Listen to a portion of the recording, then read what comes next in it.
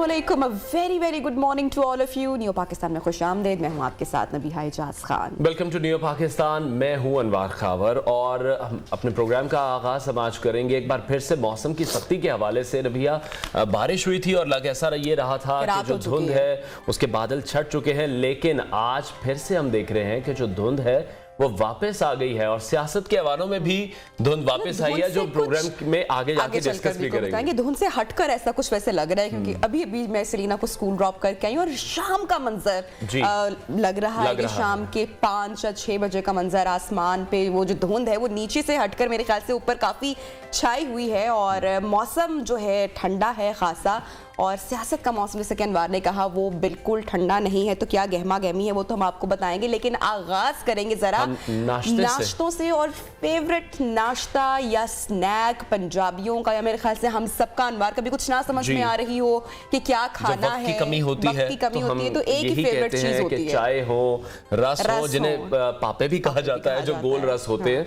तो लोगों की कोशिश ये होती है कि टाइम सेव करना है तो हम चाय रस खा लेते हैं, बच्चे बड़े शौक से खाते हैं। और हमारी डेली रूटीन में भी बहुत ज्यादा ब्रांड रस आ चुके हैं, गोल्ड रस अलग से होते हैं, मिल्की रस अलग से होते हैं, केक रस अलग से होते हैं। तो वो हर एक की अपनी अपनी चॉइस पर डिपेंड करता है कि किसको क्या पसंद है। मजेदार लगते हैं, लेकिन जो फैक्ट हम शेयर करने वाले हैं कि कितना हाई कैलोरी ये स्नैक है या ब्रेकफास्ट है। अनवार, आप ही बताएं कि इसमें कितनी ज्यादा कैलोरीज मौजूद हैं। कैलोरीज बहुत ज्यादा मौजूद हैं। तकरीबन 100 ग्राम जो रस हैं या बिस्किट हैं, इसमें 407 कैलोरीज मौजूद होती हैं। तो यकीनी तौर पर इनका जो ज्यादा इस्तेमाल भी है वो हमारी सेहत के लिए बेहतर नहीं है। जो रिसर्च अभी सामने आई है मायो क्लिनिक के एक जरीदे में शाया होने वाली तहकीक के मुताबिक, रस एक खुश्क और शुगर से तैयार किया जाता है, एक भरपूर डबल रोटी है और ये एक अच्छी किस्म तब नहीं है जब आप इसका बहुत ज्यादा इस्तेमाल करते हैं। और हम जब भी सेहत के हवाले से बात करते हैं तो हम ये कहते हैं ना कि शुगर को कट कर दिया जाए हमारी डाइट में से। अगर हम शुगर को कट करेंगे तो हम हेल्दी लाइफस्टाइल हमारा होगा। लेकिन चीनी एक्चुअली कार्बोहाइड्रेट जो हमारी जो मतलब कार्ब्स वाली जो ग़िज़ाएं हैं उसमें कितनी ज्यादा है, क्योंकि वो बॉडी में जब जाती है तो वो भी शुगर ही बन जाती है। और हमारी हर चीज के साथ अनवार हम देखते हैं कि रोटी, नान और इस सारी कार्ब्स वाली चीजें होती हैं। और रस का तो हमने आपको बता ही दिया है कि इसमें जो शुगर कंटेंट है या जो कैलोरीज है वो कितनी ज्यादा है। तो स्पेशली वो लोग जो डाइट पे हैं, अक्सर वो लोग भी अनवार अपना मील स्किप करके चाय रस खाना पसंद करते हैं। तो वो भी सुन लें कि इसमें कितनी ज्यादा कैलोरीज हैं, specially if you are on diet. Sugar से बिल्कुल भरपूर, इसमें जेलेटिन है, ट्रांस फैट्स हैं, जो इंसान की जो इम्यूनिटी है उसको बहुत ज्यादा डिस्टर्ब करते हैं। अगर हम आजकल बात करते हैं कि बच्चे क्यों ज्यादा बीमार हो रहे हैं, तो हम देख रहे हैं कि बच्चे ज्यादातर रस खाते हैं, बिस्किट्स खाते हैं, जिस हमने बात की है कि बहुत सारी इसकी किस्में भी हैं, केक रस खाते हैं। तो बच्चों का जो रुझान है वो कम करने की जरूरत है। इजी टू गो जो फूड है हम उस पर शिफ्ट हो चुके हैं। हमारी, मुझे लगता है कि देसी जो चाय पराठा है वो हमारा देसी फेवरेट नाश्ता है। और अगर हम थोड़ा सा वो बर्गर बच्चों की बात कर लें, मम्मी डैडी कह लें या बर्गर कह लें या कुछ भी कह लें, तो वो चाय रस को पसंद करते हैं। बहरहाल ये तो हमने कैलोरीज भी आपके साथ बता दी। तो हेल्दी ब्रेकफास्ट का इंतखाब करना चाहिए, बहुत जरूरी है सेहत के लिए। प्रोग्राम में आगे बढ़ते हैं, सियासी मंजरनामा क्या कह रहा है वो तो आपको बताएंगे, लेकिन उससे पहले एक नजर ऑन टॉप स्टोरीज। पीटीआई की हिकमत अमली कामयाब, मुस्लिम लीग नून को पंजाब में धचका, बड़ा फैसला। मुसलसल तकसीम के बाद एमक्यूएम धड़ों का इत्तेहाद, बल्दियाती इंतखाबात के बॉयकॉट का ऐलान।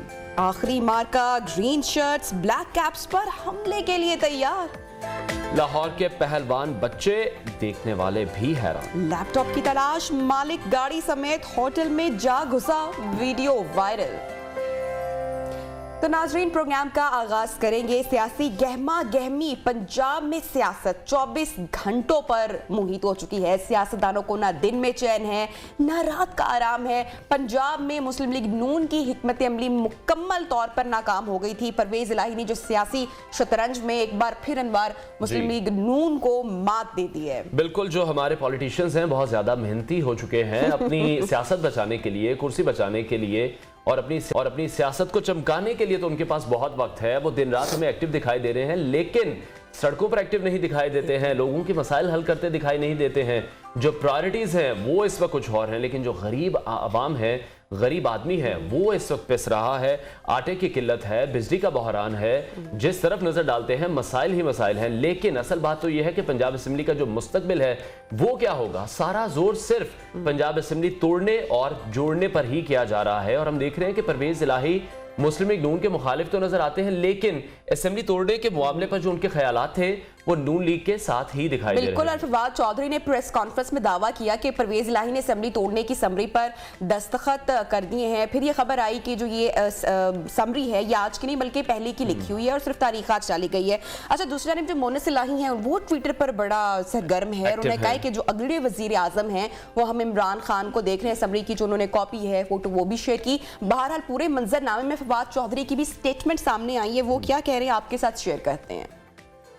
पहले मुस्लिम लीग नून के हलकों की जानिब से ये कहा जा रहा था कि जो असेंबली को डिसॉल्व करने की बात की जा रही है, जो समरी भेजी गई है वो अभी गवर्नर हाउस तक नहीं पहुंची है। लेकिन फिर गवर्नर पंजाब जो वलीकुर रहमान साहब हैं उन्होंने अपने ट्विटर से इस बात की तस्दीक भी की है कि समरी उन्हें मौसूल हो चुकी है और इस हवाले से वो जो नून लीग की हुकूमत है, नून लीग की जमात है, उससे मुशावरत भी कर रहे हैं। साथ ही साथ हम ये देख रहे हैं कि तहरीक इंसाफ की जानिब से नंबर गेम जो पूरा किया गया वो ये तो साबित जरूर कर रहा है नबिया कि तहरीक इंसाफ ने अपने प्लान की किसी को भी हवा नहीं लगने दी। जिस तरह से हम देख रहे थे कि पीडीएम या नून लीग पीपल्स पार्टी का स्टांस था कि पाकिस्तान तहरीक इंसाफ को वो टफ टाइम देंगे, वैसा वो नहीं कर सके। और परवेज इलाही इमरान खान की ज़बान पाक में अहम मुलाकात काफ़ी तवील हुई, लंबी हुई। पहले खान साहब ने हस्ब रिवायत तकरीर करनी थी, फिर इसको लेट किया गया, पंजाब असेंबली टूट गई तो केपी तोड़ दी जाएगी और यूं पीडीएम का जो एक नया इम्तिहान है अनवार उसका अब जो आगाज़ हो चुका है पंजाब के साथ। बहरहाल क्या होगा ये हम जानेंगे, एनालिसिस लेंगे। ज़ुहैब सलीम बट एनालिस्ट हमारे साथ इस वक्त इन स्टूडियोज मौजूद हैं। बहुत शुक्रिया ज़ुहैब साहब, आपने टाइम निकाला। जो पंजाब के साथ अब खेल खेला जा रहा है, स्टेटमेंट भी आपके साथ शेयर की, खबरें भी आपके साथ शेयर की, सियासतदानों को तो बज़ाहिर इससे कोई फर्क नहीं पड़ा, पिस तो बेचारी आवाम रही है। सबसे पहले सुबह खैर आपको भी, और एनालिस्ट आपने बहुत बड़ा कह दिया। मैं जस्ट एन ऑब्जर्वर, आपकी तरह मैं स्टूडेंट हूँ पॉलिटिकल साइंस का, मैं देखता हूँ इन सारी चीज़ों को। ये जो कुछ हो रहा है, जिस तरह भी हो रहा है, इसमें एक तकलीफ सबसे ज़्यादा ये है कि ये अवामी नुमाइंदे हैं। अवाम की नुमाइंदगी के लिए एक पूरा प्रोसेस होता है इलेक्शन का, उसके बाद ये लोग असेंबली में जाते हैं और अवाम का बड़ा एतमाद होता है असेंबली के ऊपर कि असेंबली जो सी है ये अब हमारे हकूक़ की तर्जुमान है, ये इसलिए असेंबली बनाई जाती है। तो लोग ये इसकी तरफ देख रहे होते हैं कि हमारे साथ जो नाइंसाफ़ी हो रही है, हमारे साथ जो जुल्म हो रहा है, उसकी हमारी आवाज़ ये लोग ऐवान में उठाएंगे और कानून चेंज करेंगे।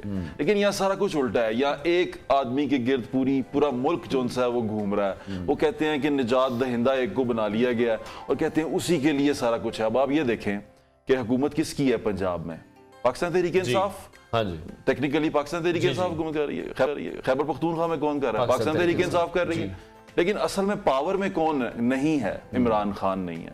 वो तहरीक इंसाफ को भी अपने से बहुत छोटा समझते हैं। वो समझते हैं कि आई एम द वन, मैं जो सा हूँ वो सुप्रीम लीडर हूँ। वो चाहते हैं कि उनको सुप्रीम लीडर बना दिया जाए और इसीलिए वो अपनी हुकूमत तोड़ के अपनी हुकूमत लाना चाहते हैं जी। अब ये एक उसको क्या कहते हैं, मुअम्मा कहते हैं इस चीज को कि ये किस तरह हल होगा। इसका सादा सा एक वो है, इसका हल है वो ये है कि एक बंदे को पावर आप दे दें, सारा कुछ हल हो जाएगा और सारी चीजें जो सी हैं वो उसी के गिर्द गिर्द घूमती रहें तो बेहतर रहेंगी। और अगर वो ऐसा नहीं करेंगे तो मुल्क में अनरेस्ट भी क्रिएट किया जाता रहेगा, मुल्क के अंदर जो पॉलिटिकल टेम्परेचर है वो भी बढ़ाता जाता रहेगा और ये कोशिश की जाती रहेगी कि कुछ भी ठीक नहीं है, हालांकि सब कुछ वो खुद कंट्रोल कर रहे हैं जी। अब पाकिस्तान के अंदर जितनी बड़ी सियासी जमात टाइम अभी इस वक्त है, वैसे जो आम आदमी है या जो आम आदमी का कंसर्न है, सुप्रीम लीडर अल्ताफ हुसैन साहब हो, इमरान खान साहब हो, नवाज शरीफ हो, उनको मेरे ख्याल से अब कोई कंसर्न रहा नहीं से जो सुप्रीम लीडर आके उनकी जिंदगी तब्दील करेगा या उनके हक में कोई फैसले करेगा या उनके बारे में सोचेगा, आई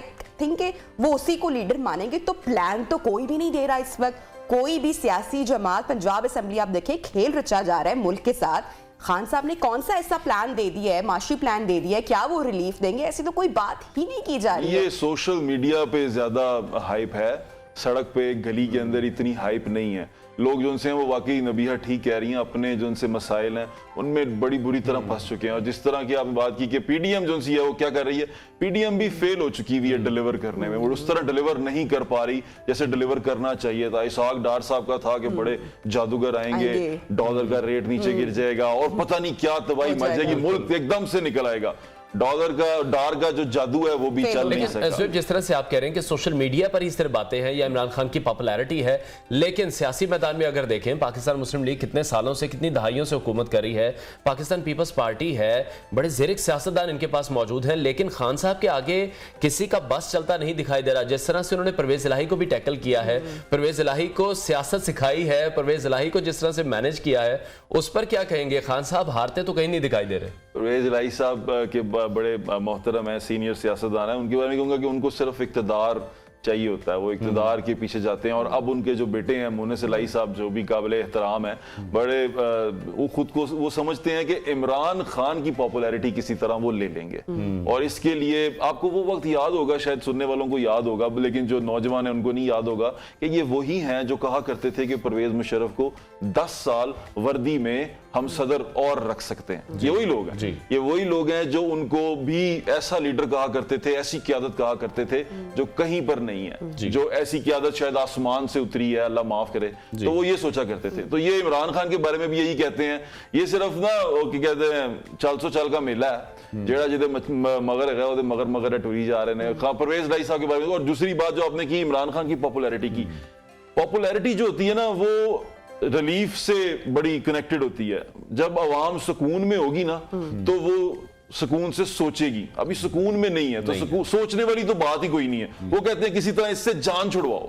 अब जो हुकूमत में आता है, आपको याद होगा इमरान खान साहब के हटने से पहले, इमरान खान साहब को हटाने की बात हर टीवी चैनल पे, हर वॉक्स पॉप में, हर बुलेटिन के अंदर होती थी। लोग कहते थे किसी तरह जान छुड़वा दो इमरान खान से। अच्छा, और याद है आपको? एक और चीज पे जिसका काफी नुकसान आई थिंक के इंतखाबात में होगा कि लोग शायद अब वोट करने भी उस तादाद में ना निकले जो खान साहब ने इदारों पर जिस तरीके से तनकीद की और जिस तरह से खुलेआम वो तकारीर करते रहे। अब जितने आप लोगों से मुलाकात करें उनमें से ज्यादातर जो परसेंटेज है वो ये कहती है कि अब वोट शायद वो करने उस तरीके से ना निकले। क्यों डालें? अगर वोट डालने के बाद नुमाइंदे ने जाके अपने लीडर के पीछे सीट को टांग मार देनी है, नुमाइंदे ने जाके उस ऐवान को तोड़ देना है जिस ऐवान के अंदर उन्होंने ट्रस्ट करके भेजा है कि मेरे हकूक की बात होगी। असेंबली के अंदर कहीं आटे के लिए एहतजाज होता नजर आता है आपको? असेंबली के अंदर कहीं पे बिजली के बिलों पे, फ्यूल की प्राइस पे, किसी चीज के ऊपर, इवन कारोबारी तबका जो है वो मर गया है, वो एलसीआं रोकी हुई हैं, डॉलर मौजूद नहीं है, दवाइयां। मैं अब कुछ दिन पहले हम एक बात कर रहे थे, हेपरिन की दवाई होती है, इंजेक्शन होता है, वो डायलिसिस में इस्तेमाल होता है, तो वो शॉर्ट है। सर्विसेज हॉस्पिटल जैसे बड़े हॉस्पिटल में शॉर्ट है, लोगों को लगना है और वो मौजूद नहीं है और सब लोग मुंह देख रहे हैं। अब मैं फेडरल मिनिस्टर से सूबाई मिनिस्टर से बात की, उन्होंने कहा वो फेडरल का काम है। फेडरल वाले कहते हैं वो जी हम डॉलर की वजह से रुके हुए हैं और ये सूबाई हुकूमत का काम है। तमाम चीजें जो हैं वो एक दूसरे के ऊपर डाल रहे हैं और ये एक खिचड़ी सी पकी हुई है। सुबह सुबह चल तो यकीनी तौर पर ऐसे ही रहा है। और लेकिन हम ये देख रहे हैं कि हल नहीं निकल रहा। अभी पंजाब असेंबली को डिसॉल्व होने की बातें की जा रही हैं, साथ ही साथ फवाद चौधरी ये कह रहे हैं कि 1-2 दिन में केपी असेंबली को भी डिसॉल्व कर दिया जाएगा। ऐसे हालात में जब बातें हो रही हैं कि मुल्क डिफॉल्ट की तरफ जा सकता है, आपको लगता है निगरान सेटअप आएगा, पाकिस्तान के लिए मजीद मुश्किलात होंगी? अब डिफॉल्ट वाली बात भी ये खुद ही अपने मुंह से कर रहे हैं। जिस मुंह से ये बात कर रहे हैं उस मुंह से तो बड़ी बड़ी बातें करते आए हैं ना। ये फवाद चौधरी साहब को भी आप देख रहे हैं, बड़ी बड़ी बातें और बड़ी बड़ी चीजें ऑन रिकॉर्ड मौजूद हैं। तो डिफॉल्ट की जब आप बात करते हैं तो आपको लगता है कि डिफॉल्ट की खुदा न खासा खाकम बदहन कि डिफॉल्ट के करीब जाता हुआ जो मुल्क है वो किसी तरह इलेक्शन करवा सकता है। ठीक है, इमरान खान साहब की जो असल लड़ाई है ना, जो हकीकतन है, जो मैं आपको बता दूं, ओपनली बता दें कि वो पाकिस्तान की रियासती इदारों के खिलाफ है। वो अब किसी सियासतदान के खिलाफ, किसी सियासी जमात के खिलाफ नहीं रह गई। वो इलेक्शन कमीशन के खिलाफ है, अदालतें उनके खिलाफ फैसला दें वो अदालतों के खिलाफ है, एस्टेब्लिशमेंट के पिछली एस्टेब्लिशमेंट के बारे में अब क्या कहते हैं वो भी आपको पता है, नहीं कि उससे क्या डिमांड कर रहे हैं वो भी आपको पता है। जो चीज उनके हक में है वो बेहतरीन है, खूबसूरत है और वो इंसाफ के ऐन मुताबिक है। जो चीज उनके खिलाफ है वो मैं नहीं खेड़ता, फिर जाओ चुक लो पिकटा दे, चुको समान सारा। लेकिन ये बयानिया भी उनका रिसेंटली तब हुआ ना जब खान साहब को मंजरनामे से हटाया गया या सारी चीजें उनकी मुखालिफ हुई। बहरहाल हम बात कर लेते हैं अब जो असेंबलीज डिसॉल्व की जा रही है, पंजाब की 2 दिन रह गए हैं, बहुत अहम दिन है, उसके बाद केपी की जानिब रुख किया जाएगा। इसके बाद क्या सूरत हाल बनती हुई आप देख रहे हैं? देखिए इलेक्शन तो जिस तरह चौधरी शुजात में भी ये कह चुके हैं, इस साल इलेक्शन नजर नहीं आते। ठीक, बहुत मुश्किल है ये। खान साहब भी अब ना सियासी खुदकश बम्बा रहे हैं ये ना, मतलब ऐसा करते हैं टू खुद पे गिर जाते हैं। ये अपने वजन से भी गिरे थे, पहला भी ये गिरे भी अपने वजन से थे, ये अभी भी अपने वजन से गिरेंगे। इनको कोई बाहर से आके नहीं मारने आएगा। वो डायलॉग था ना मौला जाट का, मौला नहीं मारता। तो ये भाईजान खुद ही अपने दुश्मन सबसे बड़े हैं।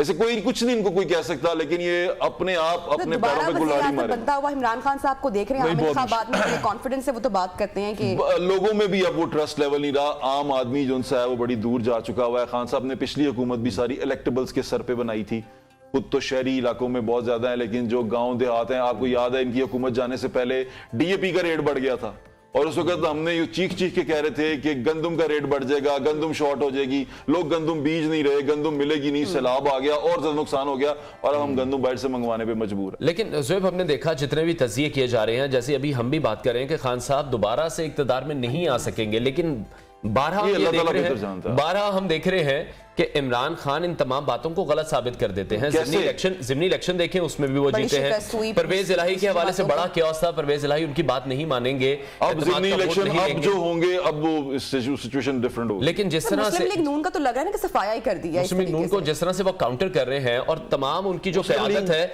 वो बाहर बैठी है, बाहर से बैठकर किस तरह से मामला चलाएंगे। मुस्लिम लीग नून की क़यादत है, देखिए मुस्लिम लीग नून वो अपनी पार्टी अपना वो खुद जाने क्या कर रहे हैं वो, लेकिन उनकी सियासत जिस तरह वो कर रहे हैं, वो खुद भी अंदरूनी खलफशार का शिकार है।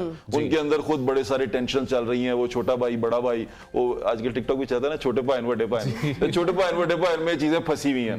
छोटे भाई जो उनसे हैं वो बड़ी मुश्किल से वज़ीर-ए-आज़म बन चुके हुए हैं, तो अब छोटे भाई वज़ीर-ए-आज़म बनने के लिए वो तमाम चीजें कर रहे हैं जो उनको लगता है कि मैं कर सकता हूं और मैं बना सकता हूं। लेकिन जो विजनरी इस जमात के अंदर बंदा है वो एक ही है, मियां नवाज शरीफ साहब है। मियां नवाज शरीफ साहब अपना जानशीन जो है वो मरियम नवाज को कर चुके हैं, और अब उनके आने पे चीजें बदल सकती हैं, चीजें ठीक हो सकती हैं, लेकिन वो भी तब बदलेंगी जब रिलीफ आएगा। हर चीज का जो ताल्लुक है वो रिलीफ से है। और पीडीएम की जमात, मैं कोई ज्योतिषी तो हूं नहीं शेख रशीद साहब की तरह, मैं ऑब्जर्वर हूं, उसमें मैं आपको ये बात बता देता हूं कि जब तक रिलीफ नहीं दिया जाएगा तब तक पीडीएम इलेक्शन करवाने नहीं जाएगी, क्योंकि पीडीएम जो सी है वो ये चाहती है कि रिलीफ दे के इलेक्शन की तरफ इंतजार तो नहीं किया जा रहा कि रिलीफ भी मियां साहब आके देंगे। वाह वाह, क्या खूबसूरत बात की है, यानी कि हाँ ऐसा होता है, ऐसा होता है, और ऐसा कहीं से नजर भी आ रहा है, क्योंकि मोस्टली हमारा सियासी ट्रेंड यही है कि भाई वो आएगा तो ओदे हथों करा देना, ये होता है ना, बड़ा आएगा तो ओदे हथों में करा देना, रुक जाओ थोड़े दिन।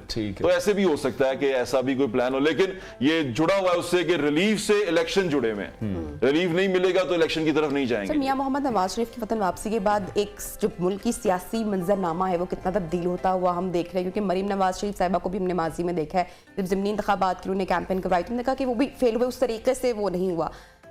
मियां मोहम्मद नवाज शरीफ साहब जब आते हैं तो ऑब्वियसली सब कुछ इतना आसान नहीं होगा, उनको भी बहुत सारे चैलेंजेस का इनिशियली सामना करना पड़ेगा। आपको लगता है कि टफ टाइम देने की पोजीशन में होंगी मुस्लिम लीग? वो गुड कॉप बैड कॉप खेलेंगे आते ही, छोटे भाई कहेंगे छोटे भाई ने की कीता, इंज नहीं होना चाहिए दसी, ठीक है, छोटे भाई को डांटेंगे, ओह ऐसे नहीं करते, मैं बताता हूं कैसे करते हैं, तो फिर वो करेंगे, अपना नाम बनाएंगे, लोगों में जाएंगे, लोगों से बात करेंगे, एक लेवल प्लेइंग फील्ड मिलेगा। लेकिन उससे पहले इमरान खान साहब पे बहुत सारी तलवारें लटक रही हैं, वो भी देखना पड़ेगा कि लटकती रहेंगी या खान साहब को भी मैदान में उतारा जाएगा कि जाके लड़के देखें, लड़ें क्या होता है। तो ये बड़ी सारी चीजें काउंट करती हैं कि खान साहब के जो तलवारें हैं वो काटती हैं कि नहीं काटती, या मियां साहब उसके साथ ही उनका जुड़ा हुआ आना भी कि वो किस तरह आते हैं। पंजाब हुकूमत का जाना था तो मियां साहब का भी आना था। पंजाब हुकूमत अगर पीटीआई की रही तो मियां साहब पंजाब में क्या इत्तलात है, कब आ रहे हैं? पहले दिसंबर का कहा गया, फिर मिड जनवरी का कहा गया, अब कोई खबर नहीं है। तो 26 जनवरी का मैंने सुना है कि 26 जनवरी तक उनका इरादा है, वहां पर बातें जनवरी की हो रही हैं। मरियम नवाज तो मेरे ख्याल से उससे पहले आ ही जाएंगी। ठीक है। अच्छा ज़ोहेब, एक और मामला भी है, जिस तरह से हमजा शहबाज हैं, ऑपोजिशन लीडर है पंजाब असेंबली में, वो आप मानते हैं? मैं यही पूछना चाह रहा हूं कि वो पंजाब आपने बताया तो मुझे पता चला कि ऑपोजिशन लीडर भी है। पंजाब असेंबली की तमाम कोई समझा था कि वो ऑपोजिशन लीडर, बिल्कुल। अब वो बाहर बैठे हुए हैं, सलमान शहबाज यहाँ पर उनके बिहाफ पर या पार्टी के बिहाफ पर मिल रहे हैं जहांगीर तरीन से, तो सियासत को किस तरह से देख रहे हैं? नून लीग काउंटर नहीं कर पा रही पीटीआई को, इतनी 13 जमातें मिलकर भी एक जमात को काउंटर नहीं कर पा रही। अच्छा, वैसे ये तो एक मिथ है, ये अब तो बस्ट हो चुकी हुई है कि काउंटर नहीं कर पा रहे, काउंटर शाह वो खुद ही काउंटर हो जा रहे हैं, वो अपने आप में खुद काउंटर है, वो अपने दुश्मन आप हैं, जैसे मैंने कहा ना पीटीआई वाले। जरदारी साहब ने जिस तरह से कहा था आप गिरेंगे खुद अपने वजन से, वैसे बड़ा जीरक सियासतदान है जरदारी साहब। अच्छा, ये मैं आपको बात बता रहा हूँ, मुस्लिम लीग नून का हमजा साहब वाली जो आपने बात की, हमजा साहब, ये हमारी बदकिस्मती है कि हम भी, हमारे मुल्क में हालांकि बादशाहत नहीं है लेकिन बादशाहों की तरह चलते हैं हम। वली अहद का मूड खराब हो गया, वली अहद रुस गया, वो अंदर चला गया, बोलेगा नहीं उन वली अहद। आप पूछ रहे हैं यार मेरे हक की बात कौन कर रहा है, कौन मेरे बारे में सोच रहा है? वो वली अहद तो नाराज है जिसने मेरी बात करनी थी, वो नाराज बैठा हुआ, उसको कोई चीज चाहिए वो मिल नहीं रही तो उसका मुंह बना हुआ। अब मेरे हक की बात कौन करेगा? मैं वली अहद की शक्ल देखता रहूंगा और वली अहद जो उनसे है वो अपना मूड देखता रहेगा। ये हमारी बदकिस्मती है। ये आइंदा भी हम इसी रविश पे चल रहे हैं। अब इमरान खान को भी हम उसी तरह ट्रीट करते हैं जो उनके चाहने वाले हैं। मैं तो नहीं करता, लेकिन जो उनके चाहने वाले हैं वो उनको उसी तरह ट्रीट करते हैं कि जैसे कोई बादशाह सलामत है। आपको याद होगा जब खान साहब हुकूमत में थे ना, तो कहते थे खान साहब का, मैं उनसे किसी की जगह कहता मिनिस्टर से कि यार ये बात करें, बड़े हालात खराब हैं, वो कहते खान साहब का मूड वेख के गल करांगे, खान साहब का मूड होएगा फिर गल। यार मुल्क मूड पे चलता है, यानी कि आप जो मुल्क चलाते हैं मूड्स पे चलाते हैं। ये अभी मुस्लिम लीग नून वाले भी ये पंजाब में यही कर रहे हैं ना, मूड्स पे चल रहे हैं। वो इस्लामाबाद से लोग आ रहे हैं बचाने के लिए, जो पंजाब जिसका है, जो अपना घर कहता है, जो उसका ऑपोजिशन लीडर है, जो लीडर ऑफ द हाउस के बाद सेकंड पावरफुल आदमी असेंबली में है, वो घर बैठा हुआ, वो जा नहीं रहा, वो असेंबली के बिजनेस को नहीं देख रहा, वो अपने मूड से बातें कर रहा है। उसका कुछ समझ नहीं आ रही कि वो किस रविश की तरफ जितनी भी बातों का हमने तज्जिया किया, आपने तज्जिया सामने रखा, इस सब में अनवार अवाम की बात कहीं पर भी नहीं हो रही है। अनफॉर्चुनेटली जो अवाम का केस है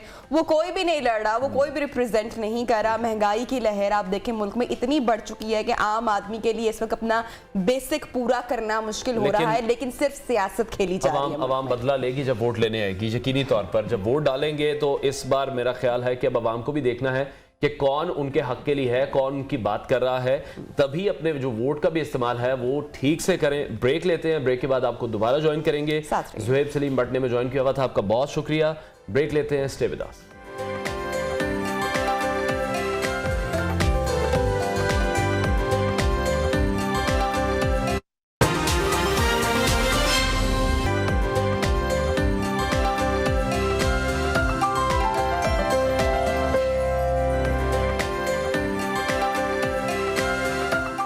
वेलकम बैक। रुख करेंगे कराची की सियासत का, जहां पर पिछले कुछ दिनों में हमने देखा कि गवर्नर सिंध कामरान टिसोरी काफी एक्टिव नजर आए और कराची की सियासत में अहम ब्रेक थ्रू करवाने में उन्होंने अपना बुनियादी किरदार अदा किया और वो काफ़ी हद तक कामयाब भी हो चुके हैं। हमने देखा कि जो मुसलसल तकसीम का शिकार एमक्यूएम पाकिस्तान है, उन्हें बिलाखिर सियासी मफादात ने एक होने पर मजबूर कर ही दिया। बिल्कुल, और ये बात गवर्नर सिंध कामरान टिसोरी ने एमक्यूएम के धड़ों को समझाई कि अगर अब नहीं तो फिर कभी भी नहीं। और फिर इसमें मुख्तलिफ मसाइल हमें नजर आए। फारूक सत्तार जो कि एमक्यूएम पाकिस्तान की सरबराही कर चुके हैं, अब कैसे खालिद मकबूल सिद्दीकी के साथ काम करने पर आबादा होंगे। फिर मुस्तफा कमाल जो कि अपनी अलग ही सियासी शनाख्त दूसरों में मुतारिफ करवा रहे थे और उसकी तलाश में सरकर्दा थे, वो किस बुनियाद पर अब एमक्यूएम का हिस्सा बनेंगे। और दूसरा जो बानी मुत्तहिदा है, जिनको रियासत मुखालिफ पॉलिसी उन्होंने इख्तियार की, उसकी बुनियाद पर क़यादत से हाथ धोना पड़ा, बल्कि पाकिस्तानी मीडिया में भी उनका नाम बैन कर दिया गया।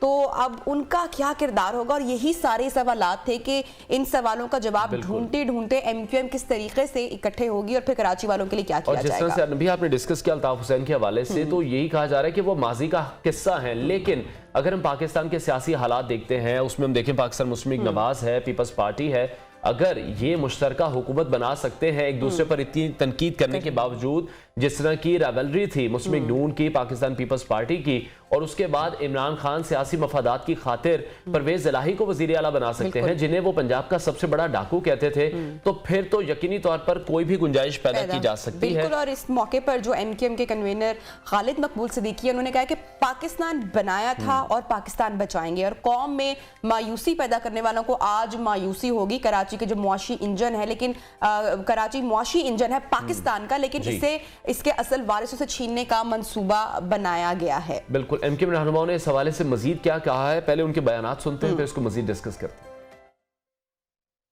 हाँ, हम में इख्तिलाफ था, हमने खुलकर इख्तिलाफ किया है, मैंने मुनाफिकत नहीं की। अगर आज लोगों के लिए, अगर इन हालात को देखकर मैं आज मुफाहमत की बात कर रहा हूं, तो इसमें भी मुनाफिकत नहीं है। मैं पाक कराची के रहने वालों को कहता हूं कि अपने अपने कंफर्ट जोन से उनको बाहर निकलना पड़ेगा अमन के साथ। हमारे जो भी फरोई इख्तिलाफात थे उनको एक तरफ रख के आज एक मुत्तहिद, मुनज़्ज़म और मुतहर्रिक एमक्यूएम पाकिस्तान कायम करने जा रहे हैं। मेरे ख्याल में ये पूरे पाकिस्तान के 24 करोड़ अवाम के लिए हवा का ताज़ा झोंका है। इस वक्त यहाँ पर पाकिस्तान जिंदाबाद के नारे पर यकीन रखने वाले तमाम लोग बैठे हुए हैं। हमने पाकिस्तान मुर्दाबाद के नारे को लगाने वाले को दोनों को इस तारीख को मुस्तरद किया है। कराची की इंजन के जरिए पाकिस्तान की ट्रेन अपने मंजिल तक पहुंचकर दिखाएगी। पाकिस्तान मुर्दाबाद कहने वालों ने जो नारे लगाए हैं, खालिद मकबूल सिद्दीकी ये कह रहे हैं कि हमने उन्हें मुस्तरद किया है। बहरहाल एमक्यूएम का इंजमाम हो चुका है और इस इंजमाम होने के फौरी बाद एमक्यूएम ने फौरी तौर पर बड़ा ऐलान किया और वो ऐलान ये है कि बल्दियाती इंतखाबात नहीं होने देंगे। वो ये धमकी दे रहे हैं। खालिद मकबूल सिद्दीकी ये कह रहे हैं कि अगर हल्का बंदियां ठीक नहीं होती तो फिर 15 जनवरी को इलेक्शन नहीं होने देंगे। बिल्कुल, और हल्का बंदियां ठीक कर दें तो कल ही इलेक्शन लड़ेंगे, ये भी उनका कहना था। मजीद इस बारे में वो क्या कह रहे हैं, आपके साथ उनकी स्टेटमेंट शेयर करते हैं। तो 15 जनवरी को इंतखाबात तो नहीं होने देंगे। आज रात को भी डिलिमिटेशन को सही कर देंगे तो कल इलेक्शन परसों इलेक्शन लड़ लेंगे, कल इलेक्शन लड़ लेंगे। वफाक को पता होना चाहिए कि अगर यही अपने सूरत हाल रखी जो हम पे बीत रही है, सब पे बीतेगी। फिर खालिद मकबूल सिद्दीकी की स्टेटमेंट आपके साथ हमने शेयर की। बहरहाल एमक्यूएम का इंजमाम हो चुका है। इंजमाम होने के फौरी बाद एमक्यूएम ने जो फौरी तौर पर बड़ा ऐलान किया है वो भी हमने आपके साथ शेयर किया है कि बल्दियाती इंतखाबात ना होने की जो धमकी दी है, उन्होंने कहा है कि हल्का बंदियां ठीक होनी चाहिए। अगर हल्का बंदियां ठीक नहीं होती हैं तो फिर 15 जनवरी को इलेक्शन नहीं होने देंगे और हल्का बंदियां अगर दुरुस्त हो जाती हैं तो फिर चाहे कल ही इलेक्शन करवा लें। और हमारी जो हल्का बंदियों का जो मुद्दा है, जो इशू है, वो कोई अब का नहीं है। बड़ी देर से इसकी चर्चा हो रही है, लेकिन अनफॉर्चुनेटली शायद ये भी तरजीहात में नहीं है। बिल्कुल, जिस तरह से नबी आप डिस्कस कर रही हैं, अगर खालिद मकबूल सिद्दीकी की बात करें, फारूक सत्तार की या मुस्तफ़ा कमाल की, तो अब देखना यह है क्योंकि मुतादिद हल्कों की जानिब से कहा जा रहा है कि तमाम लीडरान थे। मुस्तफ़ा कमाल पाक सरजमीन पार्टी को हेड करते हैं, फारूक सत्तार पहले एमक्यूएम को हेड कर चुके हैं। तो किस तरह से मुमकिन हो पाएगा कि ये दोनों लोग खालिद मकबूल सिद्दीकी की सरबराही में काम करेंगे? इख्तलाफात हो सकते हैं, मुश्किलात इनके सामने आ सकती हैं। जो गवर्नर सिंध है कामरान टिसोरी, वो अपनी इन कोशिशों में यकीनी तौर पर कामयाब तो हो गए हैं, लेकिन ये इंजमाम कब तक चलेगा, इसका कराची वालों को कितना बेनिफिट होगा, देखना तो ये है। क्योंकि एमक्यूएम कराची पर बरसों हुकूमत करती रही है। 14 साल गवर्नरशिप एमक्यूएम के पास रही है, जो कि अपने आप में एक रिकॉर्ड भी है। लेकिन मेयर भी कराची का रहा। तब भी हमने देखा वसीम अख्तर जब भी मीडिया पर आते थे इख्तियारात का रोना रोते थे और बारहा यही कहते थे कि उनके इख्तियार में कुछ नहीं है। अगर आज एमक्यूएम दोबारा से इकट्ठी भी हो जाती है तो इसकी क्या गारंटी है कि कराची के आवाम के लिए काम होगा? क्योंकि एमक्यूएम बहुत लंबे तक बरसर इक़्तिदार रही है कराची में। एमक्यूएम के जितने भी धड़े बने हमने देखा माजी में, उसमें से जो वन ऑफ मेजर रीजन थी वो यही थी कि जितने भी ये पार्टीज बनी, पीएसपी बनी, मुस्तफ़ा कमाल ने इसको हेड किया, फारूक सत्तार अलग हुए, खालिद मकबूल सिद्दीकी की सरबराही में इनिशियली काम नहीं करना चाह रहे थे, तो ये एक रीजन था। तो अब बड़ी हैरत की बात है जब रिसेंटली हमारी भी फारूक सत्तार साहब से गुफ्तगू हुई और हमारे शो का वो हिस्सा बने, तो उन्होंने तब ही was like at really ease, वो बहुत आसानी से उन्होंने कहा कि नहीं, इस पे कोई मुद्दा नहीं है, कोई इशू नहीं है खालिद मकबूल की सिद्दीकी की सरबराही में काम करने के लिए। और अब हम देख रहे हैं कि जो सारे जो धड़े बने एमक्यूएम के जितने भी जुदा हुए वो इस बात पर आमादा है, ऑब्वियसली राजी है, लेकिन ये बड़ा चैलेंजिंग भी होगा आगे चलकर, क्योंकि जितने कराची के मसाइल हैं, जब हम अपने शो में भी डिस्कस करते हैं, अगर हम आजकल के ही हालात देख लें, वहां पर स्ट्रीट क्राइम इस हद तक बढ़ चुका है कि लोग सड़कों पर मौजूद हैं, अपने फोन्स लेकर वहां पर एक प्रोटेस्ट किया गया है, एहतजाज रिकॉर्ड कराया गया और ये कहा गया कि हमसे हमारे मोबाइल्स ले लें, हमसे हमारा कैश ले लें, लेकिन हमारी जान बख्श दें। पुलिस के खिलाफ भी हमने देखा कि वहां पर बात की गई है, पुलिस के खिलाफ नारेबाजी की गई है, क्योंकि पुलिस भी बुरी तरह से नाकाम दिखाई दे रही है।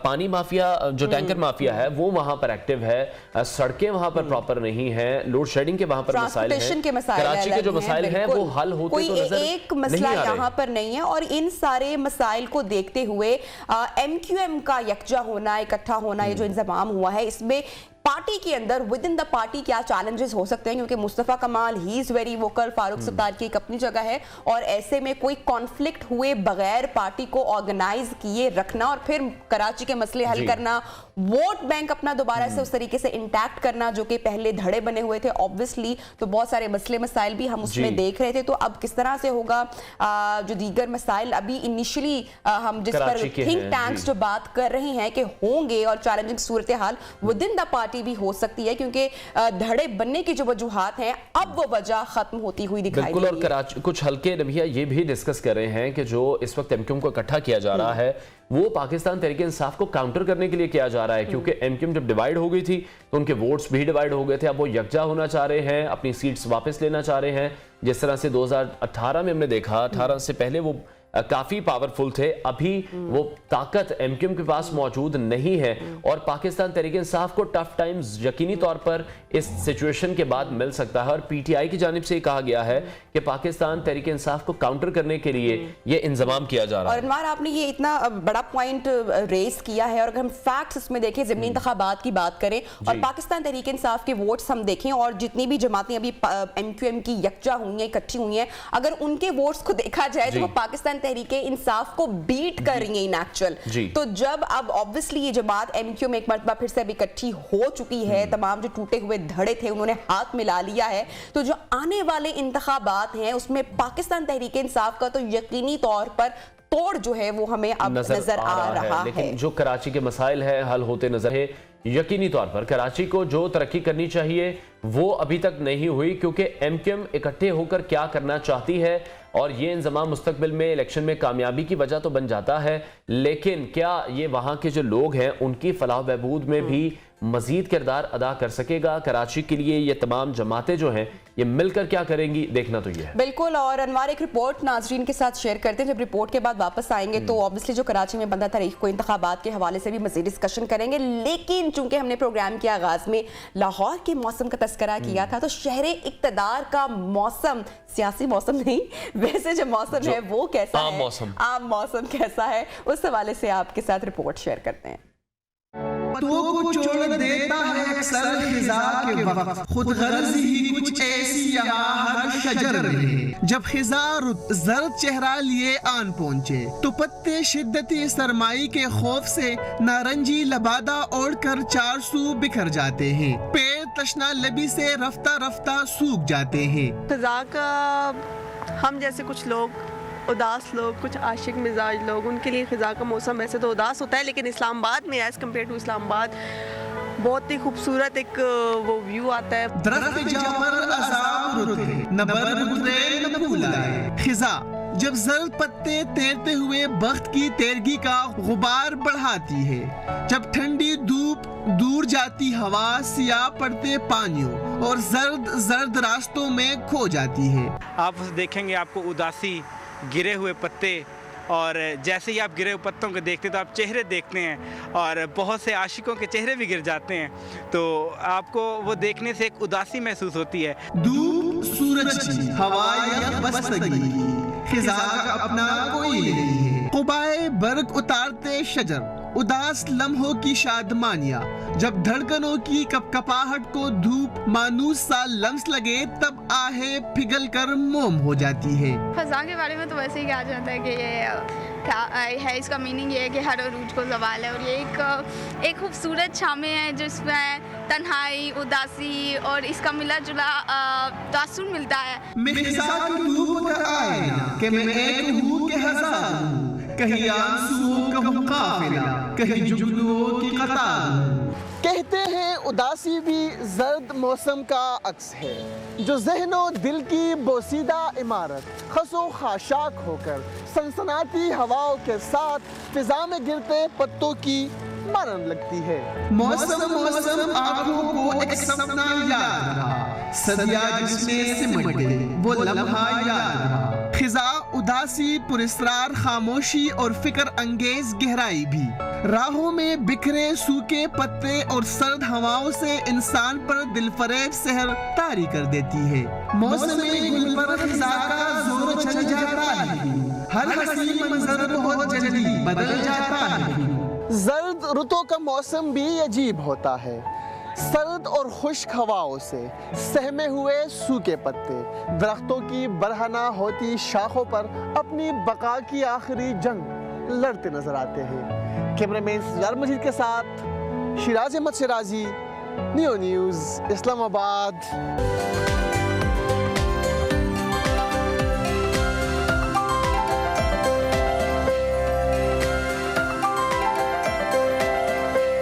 Welcome back and good morning. और अब कुछ जिक्र कर लेते हैं कराची के बल्दियाती इंतखाबात के हवाले से, जो कराची के शहरियों और सियासतदानों दोनों का इम्तिहान बन गया है। बल्दियाती इंतखाबात का मकसद तरक्की को निचले लेवल तक ऑब्वियसली मुंतकिल करना होता है, गली मोहल्ले से तरक्की और जो मसाइल का हल है ताकि वो निकाला जा सके। मगर क्या करें कि जो कराची की सियासत है, मालूम नहीं कि यहाँ पर क्या हो रहा है। जैसे कि हम देख रहे हैं कि विफाक और पंजाब आपस में उलझे हुए हैं। कराची में भी जो जमातें हैं वो इंतखाबात, जो बल्दियाती इंतखाबात हैं, मुसलसल ताखीर का, डिले का शिकार है। इसमें एमक्यूएम और पीपल्स पार्टी को अगर देखें तो इंतखाबात में इल्तवा चाहते हैं और जमात इस्लामी और तहरीक इंसाफ बल्दियाती इंतखाबात में ताखीर के कायल बिल्कुल भी नहीं है। तो वहाँ पर भी काफ़ी केओस चल रहा है। इलेक्शन होने के बाद नए इत्तेहाद भी बनते नजर आते हैं। खैर, कराची के मेयर की भी अगर बात करें तो मेयर कोई भी हो, मगर कराची के साथ जो नाइंसाफियाँ की गई हैं, जो ज़्यादतियाँ की गई हैं, उनका बदावा कैसे मुमकिन होगा।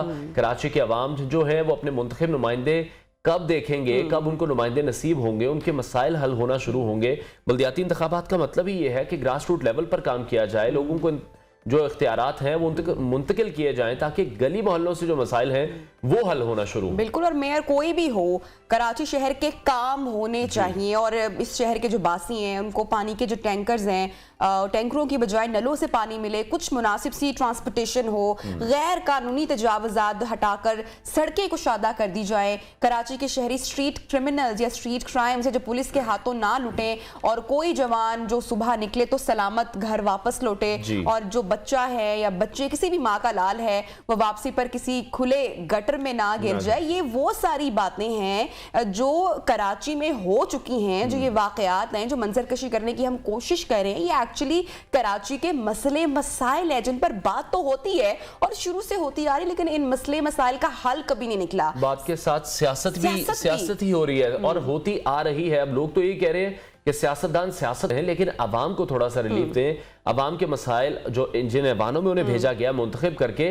वहां पर वो डिस्कस करें, लेकिन ऐवानों में भी हम देखते हैं कि ये सब जमातें आपस में लड़ रहे होते हैं और शायद किसी एक बच्चे की तरह लड़ रहे होते हैं कि लोगों के जो मसाइल हैं उनको फोकस नहीं किया जा रहा, उन पर बात नहीं की जा रही, और लोग इस वक्त यकीनी तौर पर बहुत तंग हैं। बिल्कुल। और सर फहरिस्त अगर बात की जाए तो कोई एक मसला नहीं है कराची के शहरियों का, स्पेशली जो लोग वहाँ पे रहते हैं, जो लोग यहाँ से भी ट्रेवल करते हैं, उनमें ज़मीन आसमान का फ़र्क दिखाई देता है। जब कराची वाले यहाँ पर आते हैं, हमारे दोस्त अहबाब, तो देसी के भाई कितना जबरदस्त सेफ एनवायरनमेंट है, ट्रांसपोर्टेशन आप देखें, ट्रांसपोर्टेशन के उस तरह से मसले नहीं है। आए रोज कभी ना कभी कोई काम हो रहा होता है, दो के वक्ती तौर पर तो उसकी थोड़ी सी तकलीफ दिक्कत होती है, लेकिन इवेंचुअली अगर देखा जाए ब्रॉडर पर्सपेक्टिव में तो वो मसाइल हल करना ही होता है, जो कि कराची में हमें इस वक्त दिखाई नहीं दे रहे हैं। बहरहाल आप प्रोग्राम में आगे बढ़ते हैं और आपके साथ शेयर करते हैं जो कि हमने पहले भी की थी कि गुज़श्ता साल गूगल पर दुनिया भर में कौन सी ऐसी चीज़ें हैं, खबरें हैं, फिल्में हैं,